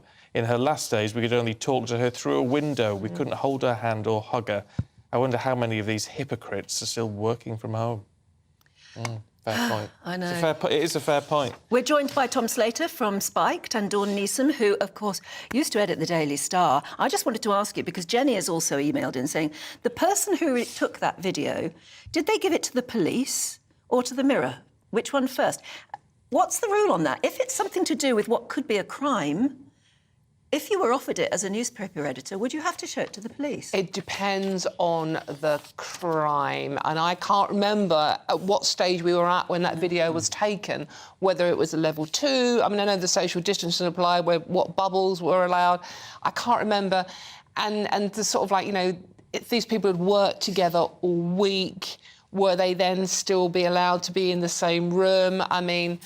Do you know, I don't think anyone knows the answer. Well, this is the problem. The rules were so insane and so impossible to follow. But you shouldn't be cuddling up like that. No, of course not. No, of course not. And it's like it's the arrogance, the hypocrisy, and the contempt with which they hold all of us. Oh. That is what gets people annoyed so much. Arrogance, hypocrisy, and contempt. Let's talk about water bosses. Oh God, yeah, shall we? This is in Daily Star Sunday. The water bosses who, you know, aren't building reservoirs and aren't fixing the massive leaks in this country want us to grass up our neighbours. Yeah, this is the same water bosses who paid themselves $16.8 billion in dividends over the past 11 years. To be fair, it's 11 years. But, in any case, this is South East Water, who have a hosepipe ban coming in next week, which is officially the first week of summer. And they are encouraging people who live in this area, I think it's about 500,000 households in this particular area, to grass, see what I did there, on their neighbours if they catch them breaking the hosepipe ban. They've actually got a hotline where they're encouraging people to phone up. If you see your neighbour actually, you know, watering their dahlias, to actually phone up and grass them. But the thing is, going back to the whole Partygate thing, people were doing that very easily during COVID, weren't they? You did get people actually phoning up and saying, my neighbour's in their back garden, they've got a mate round. You got people doing that. It's amazing how quickly we came into that. So this is this story, basically. You are being encouraged, yet another... But your point is so right, Stephen. I mean, you know, the boss of this particular water company is on £360,000 a year. And... you know, the water companies, they've got one job, right? Get clean water to us, take the dirty stuff away. Yeah. And they just can't do it. I mean... And fix the leaks. Well, this is the problem. This is where all the water's going. This is why we've got bans. It's not that we're all wasteful with it. It's just that they are not running their companies properly, but paying themselves huge money. 400,000 sewage leaks alone during 2020. But what do we think of the morality of them telling us to grass up our neighbours? Well, would you do it? No, no, I wouldn't. No, I wouldn't. No. And also, as you were saying there, Dawn, you know, the issues throughout the whole system with leakages and so on, the idea that your next door neighbour and her hosepipe is the main issue, so much so that you should actually dobber into the water companies or the authorities or something. It's ridiculous. And there's a £1,000 fine as well you can get for doing that. It's dreadful. Meanwhile, they're paying themselves billions. But I was alarmed during the pandemic how easily people slipped into that curtain-twitching, snitching thing, even for things which were relatively minor. Oh, my neighbour's gone jogging twice today. And actually, Anthony called in about 3 hours ago. Hi, Anthony, if you're still watching. He said, my mother's neighbours were having friends around for parties every other weekend through lockdown. And I remember, I remember being aware of parties going on quite near me. The thing is, Anne, a lot of people were bending the rules because a lot of people, certainly as the pandemic went on, were aware the rules were maybe slightly nonsensical, some of them. So a lot of people were bending the rules, but we weren't the ones setting them. And that's the difference. Yeah, I think that's right. And they risked being fined because... Well, exactly. Yeah, Darren says about that, arrest all of them and fine them, because that's what happened to the general public all the time. £10,000 in some cases. There was a couple of students in Nottingham. Students, It's like we had about 30 people around. And they should get that money back now, Tom. Absolutely. Yeah. A life-ruining amount of money. Meanwhile, talking of things like that, the honours row, Boris Johnson's honours list, still goes on causing problems. It is. What's this one? So this is about Charlotte Owen, who is at the ripe old age of 29, is going to be ennobled and join the House of Lords as a life peer. So this is it initially sparks a interest because of how young she is, and people thinking this is a bit of a strange appointment on the basis of that. Since then, the story has developed because of how junior it seems like she was within Number 10. So there's quotes here of people saying she was essentially a kind of executive assistant rather than actually a special advisor. There's some discrepancy or debate about how long she was actually on staff there. Her LinkedIn profile says one thing, the kind of register of Number 10 says another. And on the one hand, this does strike many people as kind of odd, confusing. Is it just because he was quite particularly took to this particular aid, that he decided to, again... Yes, what makes give her so special, in other words? Exactly, and a lot of questions are being raised about that. But I do think that the problem is really the House of Lords, really. I mean, it's full of people whose only qualification to be there is that they gave the Labour Party or the Lib Dems or the Conservatives a lot of money. There's loads of people who were there because they were friends or have hung around the system long enough. In a sense, I think putting age to one side, and the thought of someone younger than me in the House of Lords makes me feel very old. But it's still the fact that you think, you know, the qualifications for people to actually have sway over how our laws are made are so low at this point. Surely the joke is on us for having the House of Lords as it's currently constituted, rather than it also degrades some of the very good work done by some of the Lords in there. I mean, I know some, and they do a fantastic job. They spend all day there heading committees, sorting out, doing research, and some of them take their job very seriously. And some of them turn up and claim 300 quid for doing nothing. And then go and leave and don't do anything. And I think that's the problem with it. I think there are some obviously very committed public servants in there, but at the same time, I think they would be, their efforts would be best spent being either elected politicians or having some other kind of figure in public life. Politicians. I don't think elected. I don't think elected helps. It's meant to be a revising chamber full of experts. Yeah, but it's not that, is it? But it's not. And as bad as the elected Commons is, at least we can get rid of them. That's where. Joe Johnson's in there, Boris's brother, isn't he? Yeah. Tries to get his dad in there, sister next. Any other family relatives? Well, I don't know about his sister. She was a Lib Dem for a while, wasn't she? I don't think it matters. I don't think it matters. Change UK for a bit as well. She was a candidate. Let's have a look at the Mirror, just because of the headline, if nothing else. Lags, pen, gags. I love this story, absolutely. Yeah, this is HMP High Pond in Suffolk. Oh, we've got a picture of Ronnie Barker. Yeah, absolutely. Inmates doing porridge can sign up for lessons in how to create scripts like porridge. Yeah. I'm not making this up. The Mirror wrote that, by the way. And if you remember porridge, people remember porridge, do they? Of course, yeah, we do. But we're Tom. No.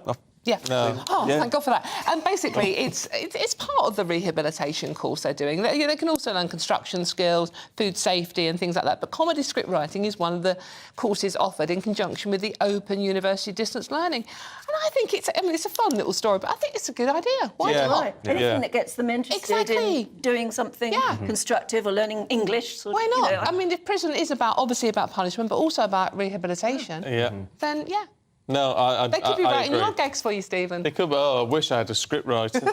Well, for the gags. So do we. No, I know a lot of people get very, very hard on criminals, but at the end of the day, you either lock them up for the rest of their lives, or you have to help them come out and live a productive life in society. And if they're doing a course on written English or whatever, exactly. then obviously comedy is a very important part of it. Yeah, no, absolutely. And we get very judgmental. But how many of you watching or listening out have got a relative or a friend or someone who, who's been to prison at some point? Quite a few. Yeah, I must admit, a member of my own family went to prison, and he was lucky enough to do a music course in there, and he could play the guitar in any case, learnt to play the guitar, and has now got a career in music. Yeah. And has Well, never See, done anything wrong. it's a good outcome, isn't it? It's absolutely good, Anne, absolutely. Stayed on the straight and narrow. Yeah. So a bit of ice cream. Yeah, it's cone too far. It's a headline. Come on. So this is Michael Gove. He's hitting out at Greenwich Council. So this story people may have seen. They've banned ice cream vans on the grounds that obviously they're sat there with the engine running. So it's bad for the environment as far as they see it. And it's just given the Conservatives a bit of an open goal, really, on this issue, because, no one looks more killjoy than someone who's banning ice cream vans on environmental grounds. I think the quote from Greenwich Council is, we need to stop unnecessary engine idling. And you think, this is ridiculous, really. And also, it's the story here is kind of linking it together with, with the kind of drumbeat towards the London mayoral election, all of the two things that it seems like the vying Conservative candidates coming out very strongly against, one of which is ULEZ expansion, the other one is pro-ice cream vans. And it seems like that could be a winning ticket. It could be a winning ticket. There is a sense, though, that kind of Sadiq Khan's London, obviously this is just a Labour council, it's not something that's been centrally dictated, but that it's just interested in any kind of killjoyish, authoritarian, clampdown thing going, and I think the Conservatives are trying to make hay out of that, definitely, understandably so. Just in 30 seconds, Dawn, in the sun, saucy gags on Bake Off. I knew you were trying to put this one off, weren't you? Because I was going to mention your spotted dick, love. Basically, this is the story, right? Prue Leith has got a new co-host with her on Bake Off, Alison Hammond, who's very funny. Sorry, you did ask for it. You told you that in confidence. And Prue has given an interview saying, basically, I'm really glad I got another woman on board because all the puns and double entendres the men were coming up with, I didn't understand most of them. So things like soggy bottoms and things like that. Shall I stop now, Stephen? It's not often I'm lost for words. Honest to God. You're never coming back. You're never, ever coming back on this show. Till the next time. Till the next time, yeah, see you next Friday. Lovely, thank you both very much indeed. We'll talk now, actually, about something that Stephen and I like, but yes, we do Dawn, like. I know, doesn't. And that's picnics. Weird. Because it is indeed one of the nation's favourite summer pastimes. Yes, and it is National Picnic Week. And we're wondering if there's a wrong or a right way to celebrate the al fresco tradition. Lisa Hartle went to find out. From gorillas in London Zoo to people enjoying it across the world, a picnic is a tradition dating back to the early 19th century. National Picnic Week celebrates the al fresco dining, which comes in many forms. Philip Sykes from the British School of Etiquette says there's no right or wrong way to do it, but there are many different ways. Here in the United Kingdom, we all love to go and have a picnic somewhere. It's whether it be a couple of sandwiches in a bit of tin foil, or whether you want to go above and beyond and take your beautiful array of hampers and that sort of thing and really pack up according to people's taste buds and how they love to, what they love to engage with, what they like to drink with their picnic, what time of the day they're going to picnic. And recently I was fortunate enough to go to Hampton Court Palace, where you go to a show and a concert, but beforehand you have got the grounds at your disposal to have your picnic, and some people have blankets on the floor, some people have brought deck chairs and gorgeous tables. I even saw a couple the other night very smartly dressed, and they maybe were celebrating an anniversary of some sort because they had the table pristinely, beautifully dressed, and they were eating rather in a rather what one would deem as a sort of restaurant style. So picnics are very flexible. There's no sort of one fits a specific scenario. It's very, very flexible in how you want to orchestrate your picnic. I asked Philip what the royals might do for a picnic.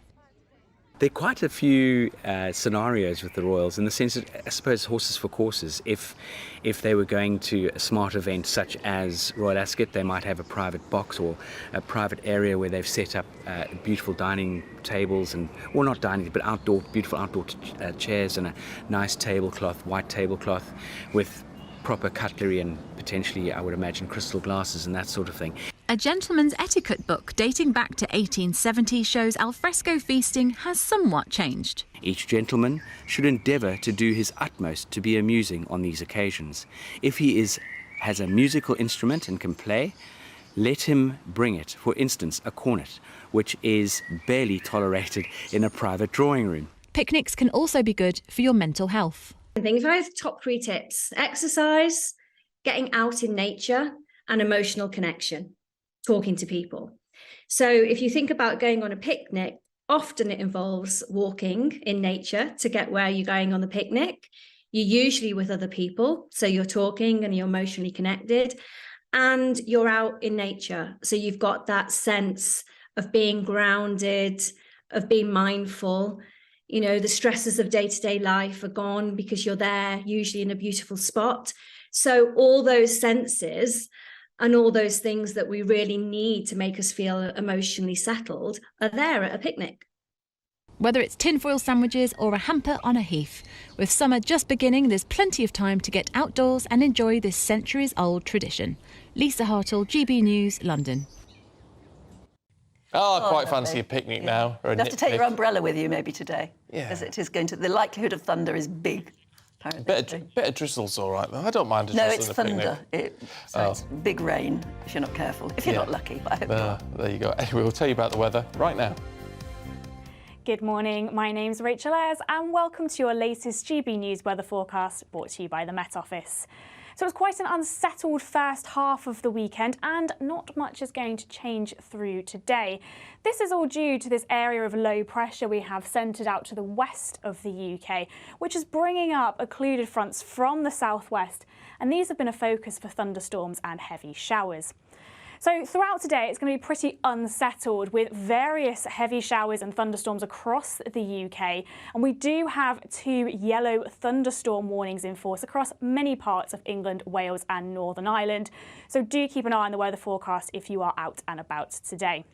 These showers will be a bit hit and miss though, so just because you're in a warning area doesn't mean you are guaranteed to see a thunderstorm.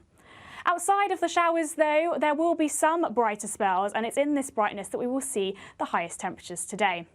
But showers really get going as we go into this evening and overnight, pushing up from the south, and these will be quite heavy showers that could form into longer thundery spells of rain, bringing frequent lightning, hail and strong winds at times. Now, this cloud and rain does mean we're in for another warm and humid night tonight as we go into the start of Monday. That rain will start to clear away from northern Scotland during Monday morning, leaving some brighter skies further south to start the new working week. But we will soon see some showers developing by around mid to late morning. So the thunderstorms may be back again on Monday. And temperature-wise as well, it'll be a similar day on Monday with highs of around 25 to maybe even locally 26. Not much is set to change though as we go through the new week, though we might see showers become a little more muted as we get to Wednesday, and temperatures remaining fairly similar as well with highs of 24 to 25. Join me, Camilla Tominey, from 9:30 on Sunday morning. You have sat there too long for all the good you have done.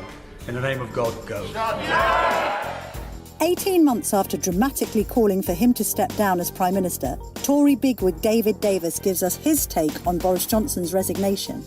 And after the arrest of Nicola Sturgeon, Anas Sarwar, leader of the Scottish Labour Party, tells us what he thinks is next for Scottish politics. All that and more with me, Camilla Tominey, from 9:30 on Sunday morning.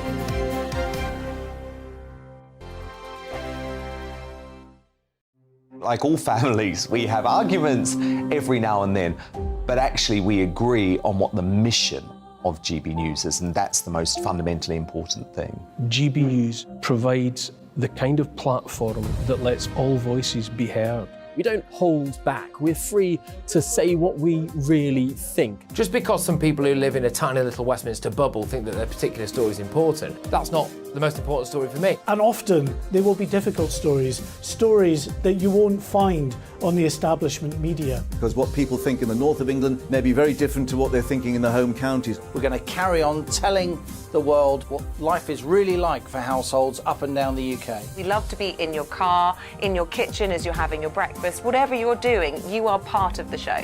If it matters to you, it matters to us. Britain's watching. Britain's watching. Britain's watching. We're proud to be GB News, the People's Channel. Britain's news channel. Monday to Thursday, 9 p.m. till 11 p.m. Join me, Dan Wootton. I'll bring you the sharpest takes and hottest debates. Do you not believe in prison? I don't believe in prison. I'm completely stunned. I guarantee you there'll be no spin, no bias, no censorship. I actually was personally quite offended by it. And no reason to go to bed. So I guess they've always been quite woke. That's Dan Wootton tonight on TV, radio and online. Monday to Thursday from 9 p.m. till 11 p.m. on GB News. The People's Channel. Britain's news channel. Nightmare commute. Kick it up a gear with me, Patrick Christie's, at drive time, 3 till 6 p.m, Monday to Friday on GB News Radio. You can listen online and on DAB+, on the smart speaker app and on the GB News app. And if you've got an Alexa, all you have to say is, Alexa, play GB News. We're also on TuneIn and the Radio Player apps. From the school run to rush hour, get revved up with me, Patrick Christie's, on GB News and GB News Radio. So Jubes and Kerr, we tackle the issues of the day with real robust debate, both sides of the fence, battling it out with me in the middle with my forthright opinions and views. And often really interesting things happen because you start with a position and then by the end of the debate you find actually, well, I might not have thought about that one. What we need in this country is 2 new political parties. You should maybe think about doing a 2024 calendar. I'm Michelle Dewberry and I'm keeping you company right through until 7 o'clock this evening. GB News, the People's Channel, Britain's watching. Westminster is going around in ever-decreasing circles, followed by the media. Britain is broken. How on earth did we get into this mess? But more importantly, how do we get out of it? Join me at 7 p.m, Mondays to Thursdays on Farage, here on GB News. We will have open, rational debate. We've got to work out how Britain moves forward from this. Join us here on GB News, the People's Channel. Britain is watching. You've probably seen politicians interviewed 1,000 times, but we do it differently. We find out who they really are, we don't shout, we chat, and hopefully we bring a bit of light, not just heat. Did you know Kate Moss? Apparently. Do you have a pair of jeans or a pair of jeans? No, of course I don't. What would I do with them? My friends are like, oh my God, what's she doing now? Join me every Sunday at 6 for Gloria Meets, only on GB News, the People's Channel, Britain's news channel.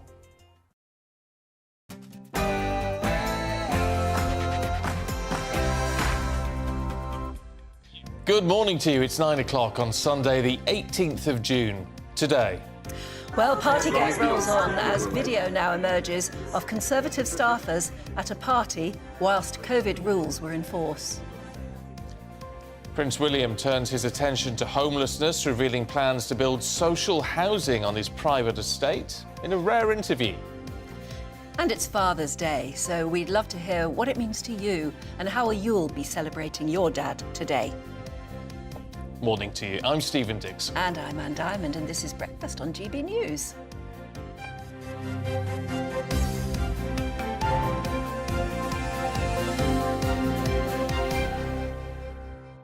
We've been talking about salutes this morning a little bit because there's a picture on the Sunday Express of Prince Louis. Everyone's going, oh, look at him and he's saluting, but he's not doing the right salute, which I pointed out. I mean, who cares? Well, he's not doing an army salute. He's not, and some people got into it saying he's doing a Navy salute. But actually, a Navy salute is more like that. An RAF salute is even higher, which is interesting.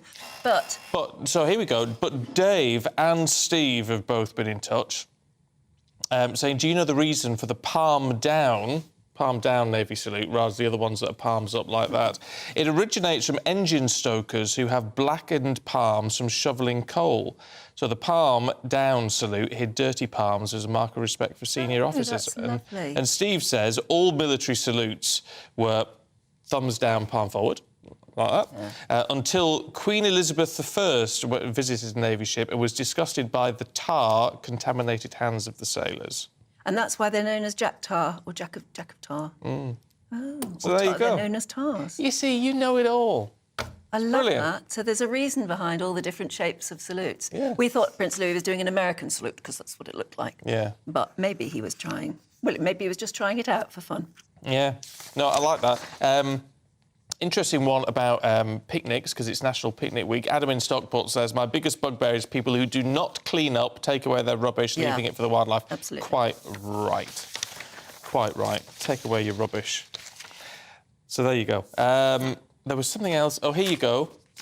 Just a quick one. I know this is a bit of a mishmash of views, but we were talking about paternity leave earlier on. Oh, that's got you going. Has got you going. This campaigners wanting 6 weeks paid paternity leave. Rebecca says, you choose to have children, they're your responsibility, so why should companies or the government have to support you? Take unpaid leave if you want it. There you go. I sort of tend to agree with you. Well, I sort of do. I think that's really asking a bit much, asking for 6 weeks paid paternity leave. I just don't see how employers... Schools, we spoke to a school teacher who wanted it, but how would schools cope if every time one has a baby, the partner takes paternity leave of 6 weeks? That would almost be an entire term ruined. Yeah. Karen says part of maternity leave is so mothers who have given birth can have the chance for their bodies to recover. I don't think men need this. Not in the same way, they don't. No. Of course, it's nice. I think the 2-week paternity leave sounds... You know, and that's what stands at the moment. That sounds pretty decent, doesn't it? Gives you a chance to bond with your baby and make sure mum is all right and all the rest of it. Yeah. But then don't we all have to get back to work at some stage? I would think so. But I'm not a dad, so maybe my views are invalid, I don't know. But yours certainly aren't. Robert says, who's going to pay this money? The person trying to run a business, maybe? Yeah, because it's, you know, it's going to cost a lot of money. isn't it? Just is.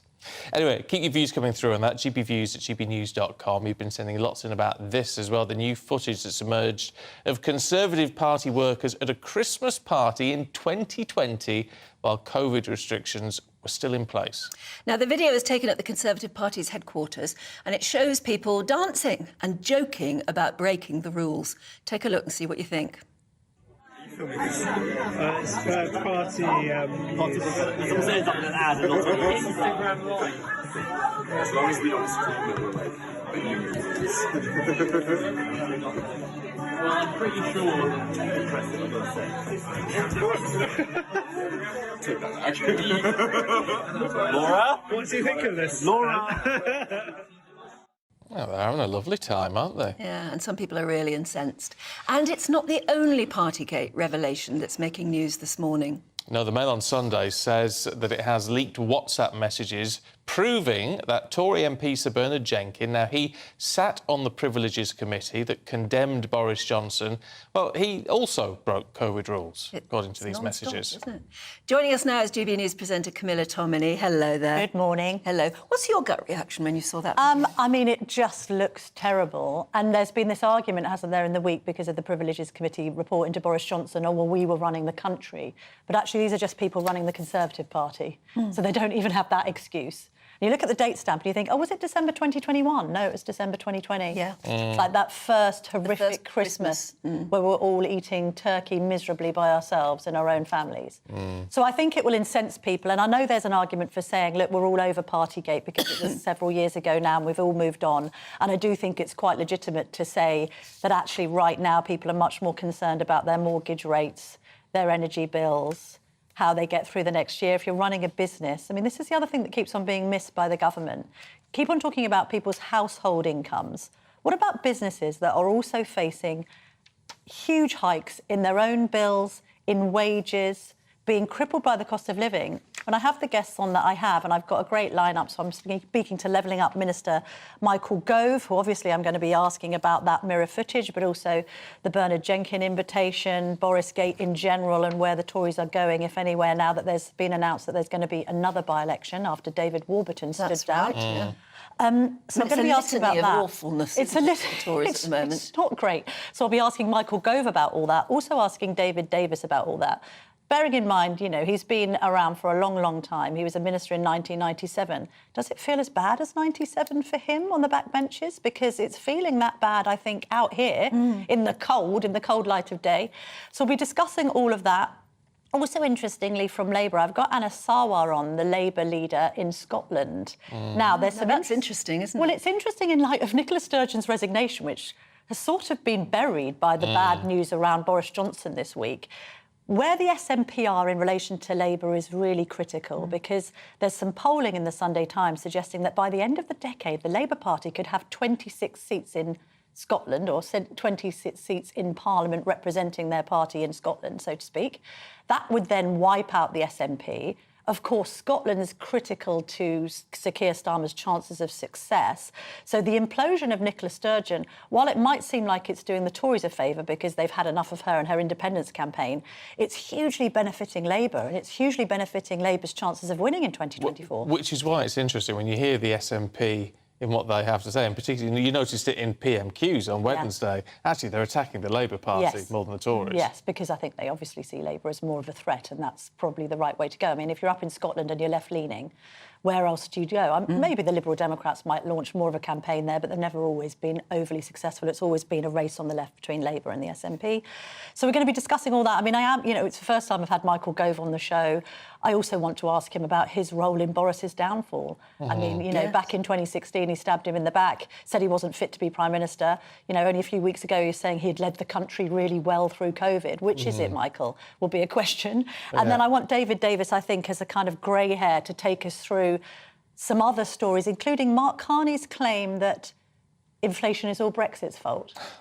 Oh, well, that's funny, isn't it? It's a global issue, isn't it? Not the first time he said that. Isn't it strange? Because he's the one who presided over ultra-low interest rates for far too long post-2008. So let's find out what David Davis says about the Brexit project. He was one of its architects, whether he thinks it's all gone right or wrong. I'm also going to be speaking to Robert Buckland about this extraordinary story about Levi Belfield. Being allowed to marry? Yeah. How is this allowed to happen? I think the former Justice Secretary is going to talk me about legislation he wants to bring in to stop this happening. And I'm also going to be speaking to Brendan Clark-Smith, who's one of the last remaining Boris backers. Yes. Is he still going to go over the top tomorrow for the former Prime Minister? Is there going to be this vote? How's he going to handle it? How do they avoid the vote? Well, because I mean, all this I think talk about Boris saying, don't back me now, so the vote... Well, I'm going to ask him, is Boris asking his supporters not to push for a vote because he's actually underconfident in his levels of support now? And again, some polling suggesting he's not popular in the Red Wall, despite what Brendan might tell me later. But if Labour force a vote, they'll force a vote. And I was speaking to somebody else last week in the party who was basically saying, look, this will be a case of mass abstentions. It's a one-line whip, so they don't have to, you know, follow for any party line. So it will almost be that Boris Johnson's fate is sealed through apathy rather than action. But at least he can always say that, though, can't he? He can always say it was that, a meaningless vote. And I want to ask both of the main Tory protagonists on the show today, you know, Gove and Davis, what are this man's chances of a comeback? Is he going to be Cincinnatus? And if so, when? Can I ask you about this line? Because we're ploughing it all back into this new video. Yeah. Because this is going to affect, you know, how the Tories do in it, potentially in an election, if there's one tomorrow. Darren is one I'll quote. Hi, Darren. Though we've had a number of messages like this. It's not about cake. It's not about cake now. This is about the relationship between the public and authority and the clear contempt for us. Yes. That's a big problem. Because also, when I was reading the report into Boris Johnson last week and indeed his 1,700-word response to it, we could have an argument about the semantics of whether someone has knowingly misled Parliament or not and go into the real granular legal detail. Or we could just say, actually, have you deservedly been hoisted by your own petard? Your COVID rules were unnecessarily draconian. They locked people down for months on end. They were far too convoluted and complicated. We all remember Matt Lucas lampooning the Prime Minister at the time, you know, stay at home, don't stay at home. It was totally confusing. And actually, while the rest of us followed the rules more or less to the letter, I know some people say, oh, well, I went to this party. Most people, I remember having a debate with my girlfriends when the rule of 6 came in as to whether we could get 2 tables of 6 outside in a pub. And I said, let's just not risk it. Let's not do this. Yeah. We were all having those conversations. Well, couldn't I just pop round to see my mum? I know families who are really worried that their family numbered 7. Yes. Yeah, so who do we leave out, Granny or the youngsters? So we were all having these dilemmas. There is an argument for saying, OK, they were running the country, but it wasn't just that different rules seemed to apply to them. It seemed to be that they completely disregarded rules that they felt were for the little people. Yeah. And then how does that make the so-called little people, I include us in that, the electorate, how does that make them respond? Also, the granular detail about whether he knowingly misled or not. There are some people that just perceive Boris Johnson as a liar. There are others who just have factored that into their support of him because they find him likeable. I was out with some girlfriends on Friday night and, like, some of them said, look, I just really like him and in comparison to the opposition, Starmer, Rishi, they're so vanilla. He's interesting. Journalistically, he's always been great for copy. So that's the dilemma. But, you know, it's interesting that yet another set of newspapers are dominated by Boris Johnson when actually on the doorstep, people are facing serious hardship. And the next year, it's going to be brutal. You know, we're looking at interest rates of 6%. People are going to be losing their homes and businesses. Should we be bothered with all of this talk? And we're looking at 4 by-elections. And we're looking at 4 by-elections. I mean, a total headache for the Prime Minister. And some are saying we're looking at a Labour government, which for some would be even worse than what we've got now, for some. So it makes for a great political show on a Sunday morning. Well, doesn't it, Joss? Tune in from 9:30. Beating all the rest. Yes, indeed. Yes, great good figures ratings, last week. Excellent figures. We don't like to talk about the rivals, but they were trounced. Yes. That's good. There you go. It's always nice to know. It's always good. Camilla, thank you. See you later on. Now, more to come, including Prince William vows to help stop homelessness. This is Breakfast on GB News.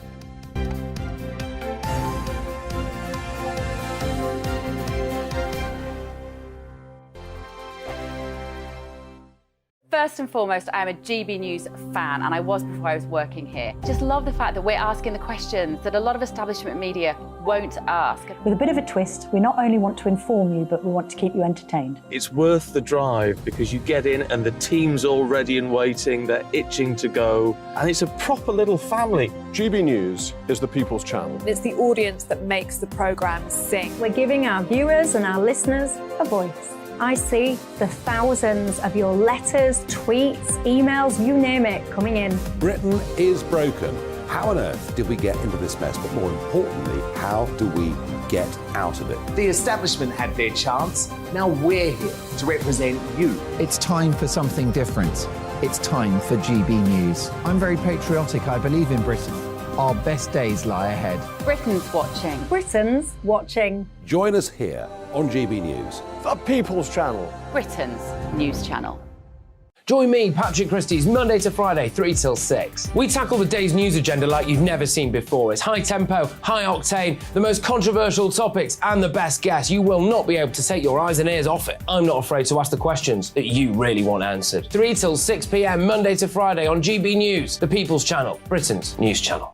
I'm Andrew Doyle. Join me at 7 o'clock every Sunday night for Free Speech Nation, the show where I tackle the week's biggest stories in politics and current affairs with the help of my 2 comedian panellists and a variety of special guests. Free Speech Nation, Sunday nights from 7 on GB News, the People's Channel, Britain's news channel. GB News has its own late-night paper preview show, Headliners, where comedians take you through the next day's top news stories. You don't have to bother reading the newspaper, we've got it covered for you. Headliners, every night at 11 p.m, and repeated every morning at 5 a.m. We won't send you to sleep like some of the other paper review shows out there. GB News, the People's Channel, Britain's news channel.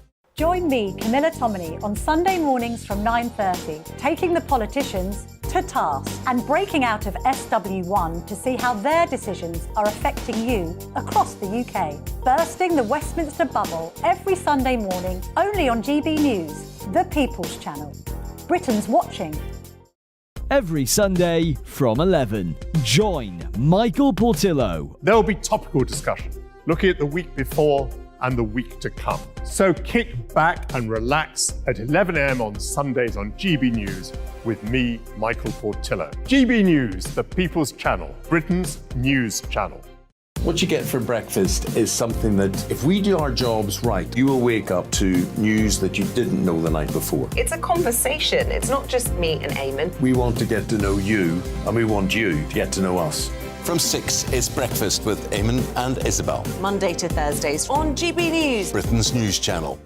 Hi, I'm Dan Wootton. You can watch me live on GB News Monday to Thursday from 9 p.m. And did you know that you can also watch and listen live on our website, gbnews.com? You'll always be up to date on the latest breaking news, as well as enjoying the best stories, opinions and shows. You can even join the debate under our live player as you're watching. So head straight to gbnews.com on TV, radio and online. GB News, Britain's news channel.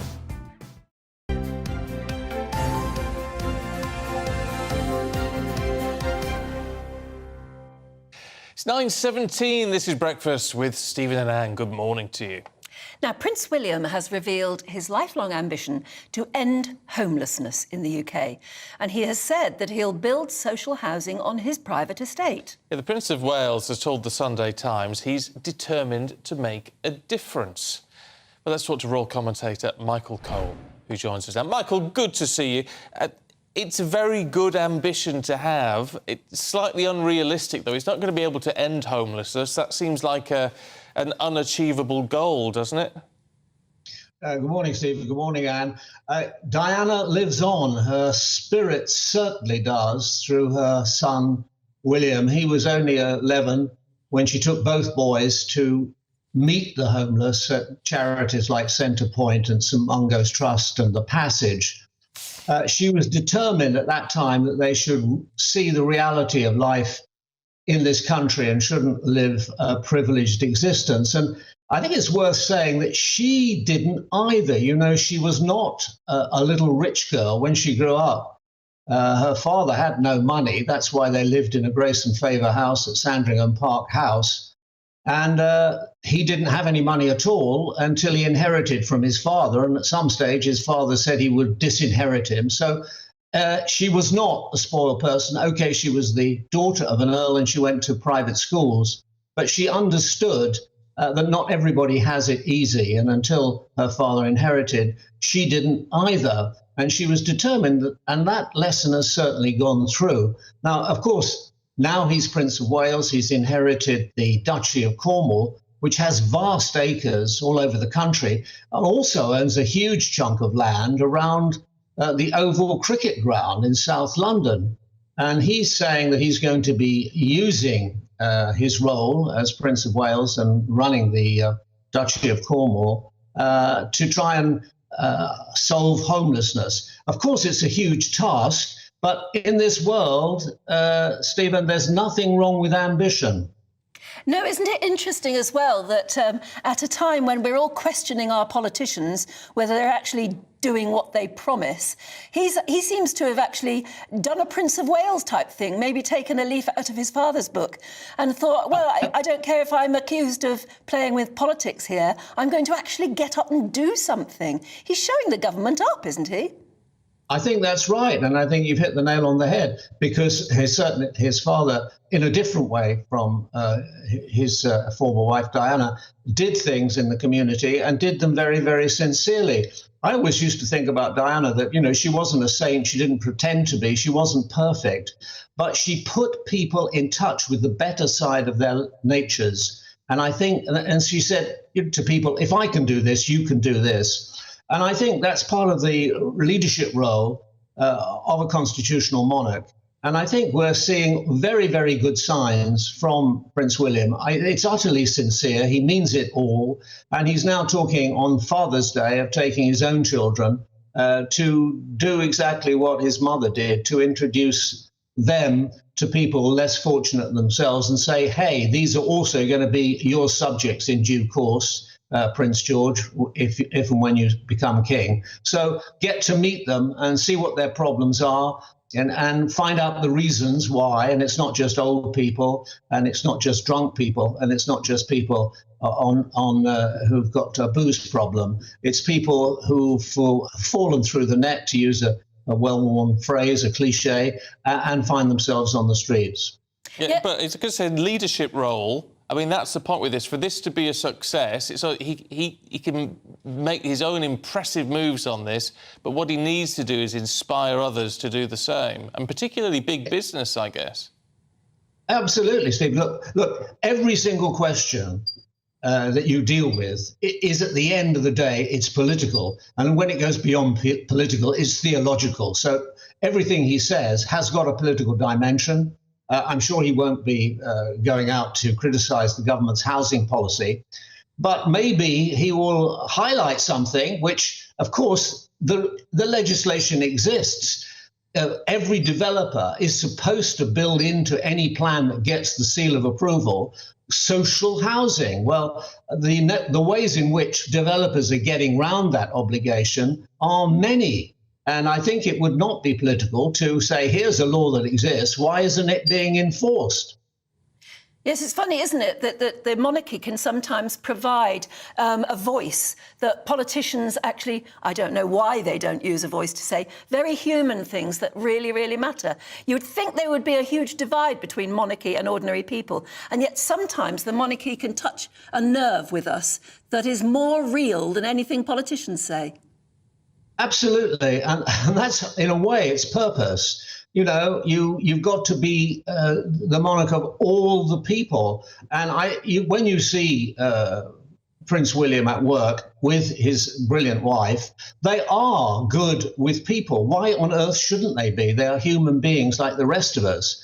And they actually seem to enjoy it too. I would have thought that they'll be excellent in their roles, and they can make that connection, and they can also, and I think you're right, sort of show up the politicians, you know, and say, look, we're giving the lead. And of course, once a week, the King Charles III has the opportunity to exercise the royal prerogative, which is to be informed by the Prime Minister, to encourage the Prime Minister, and also to warn the Prime Minister. And you could bet your life that those Tuesday night meetings are going to be used to the full by King Charles when he gives an audience to his his, I think, second Prime Minister. It must be already, isn't it? How many? Yes, it's hard to keep up. Yeah. We'll have to ask Miss Tomoney how many Prime Ministers the new king has had so far. Yeah. Only 2 so far, but that could change. That is in itself amazing, though. He hasn't exactly been king long. No, Michael, good to see you. Thanks very much indeed. You. Before we go, it is Father's Day. Happy Father's Day. Susan says, happy Father's Day to my amazing dad. He's 90. When I was in China 5 years ago, he got up at 5 o'clock every morning for 6 weeks to Skype me. That's what dads do. Yeah, remember your dad today. Yeah. Have a wonderful day.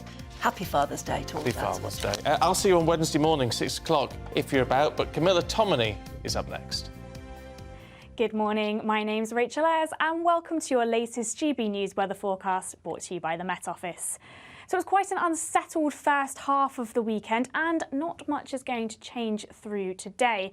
This is all due to this area of low pressure we have centred out to the west of the UK, which is bringing up occluded fronts from the southwest, and these have been a focus for thunderstorms and heavy showers. So throughout today, it's going to be pretty unsettled with various heavy showers and thunderstorms across the UK. And we do have 2 yellow thunderstorm warnings in force across many parts of England, Wales and Northern Ireland.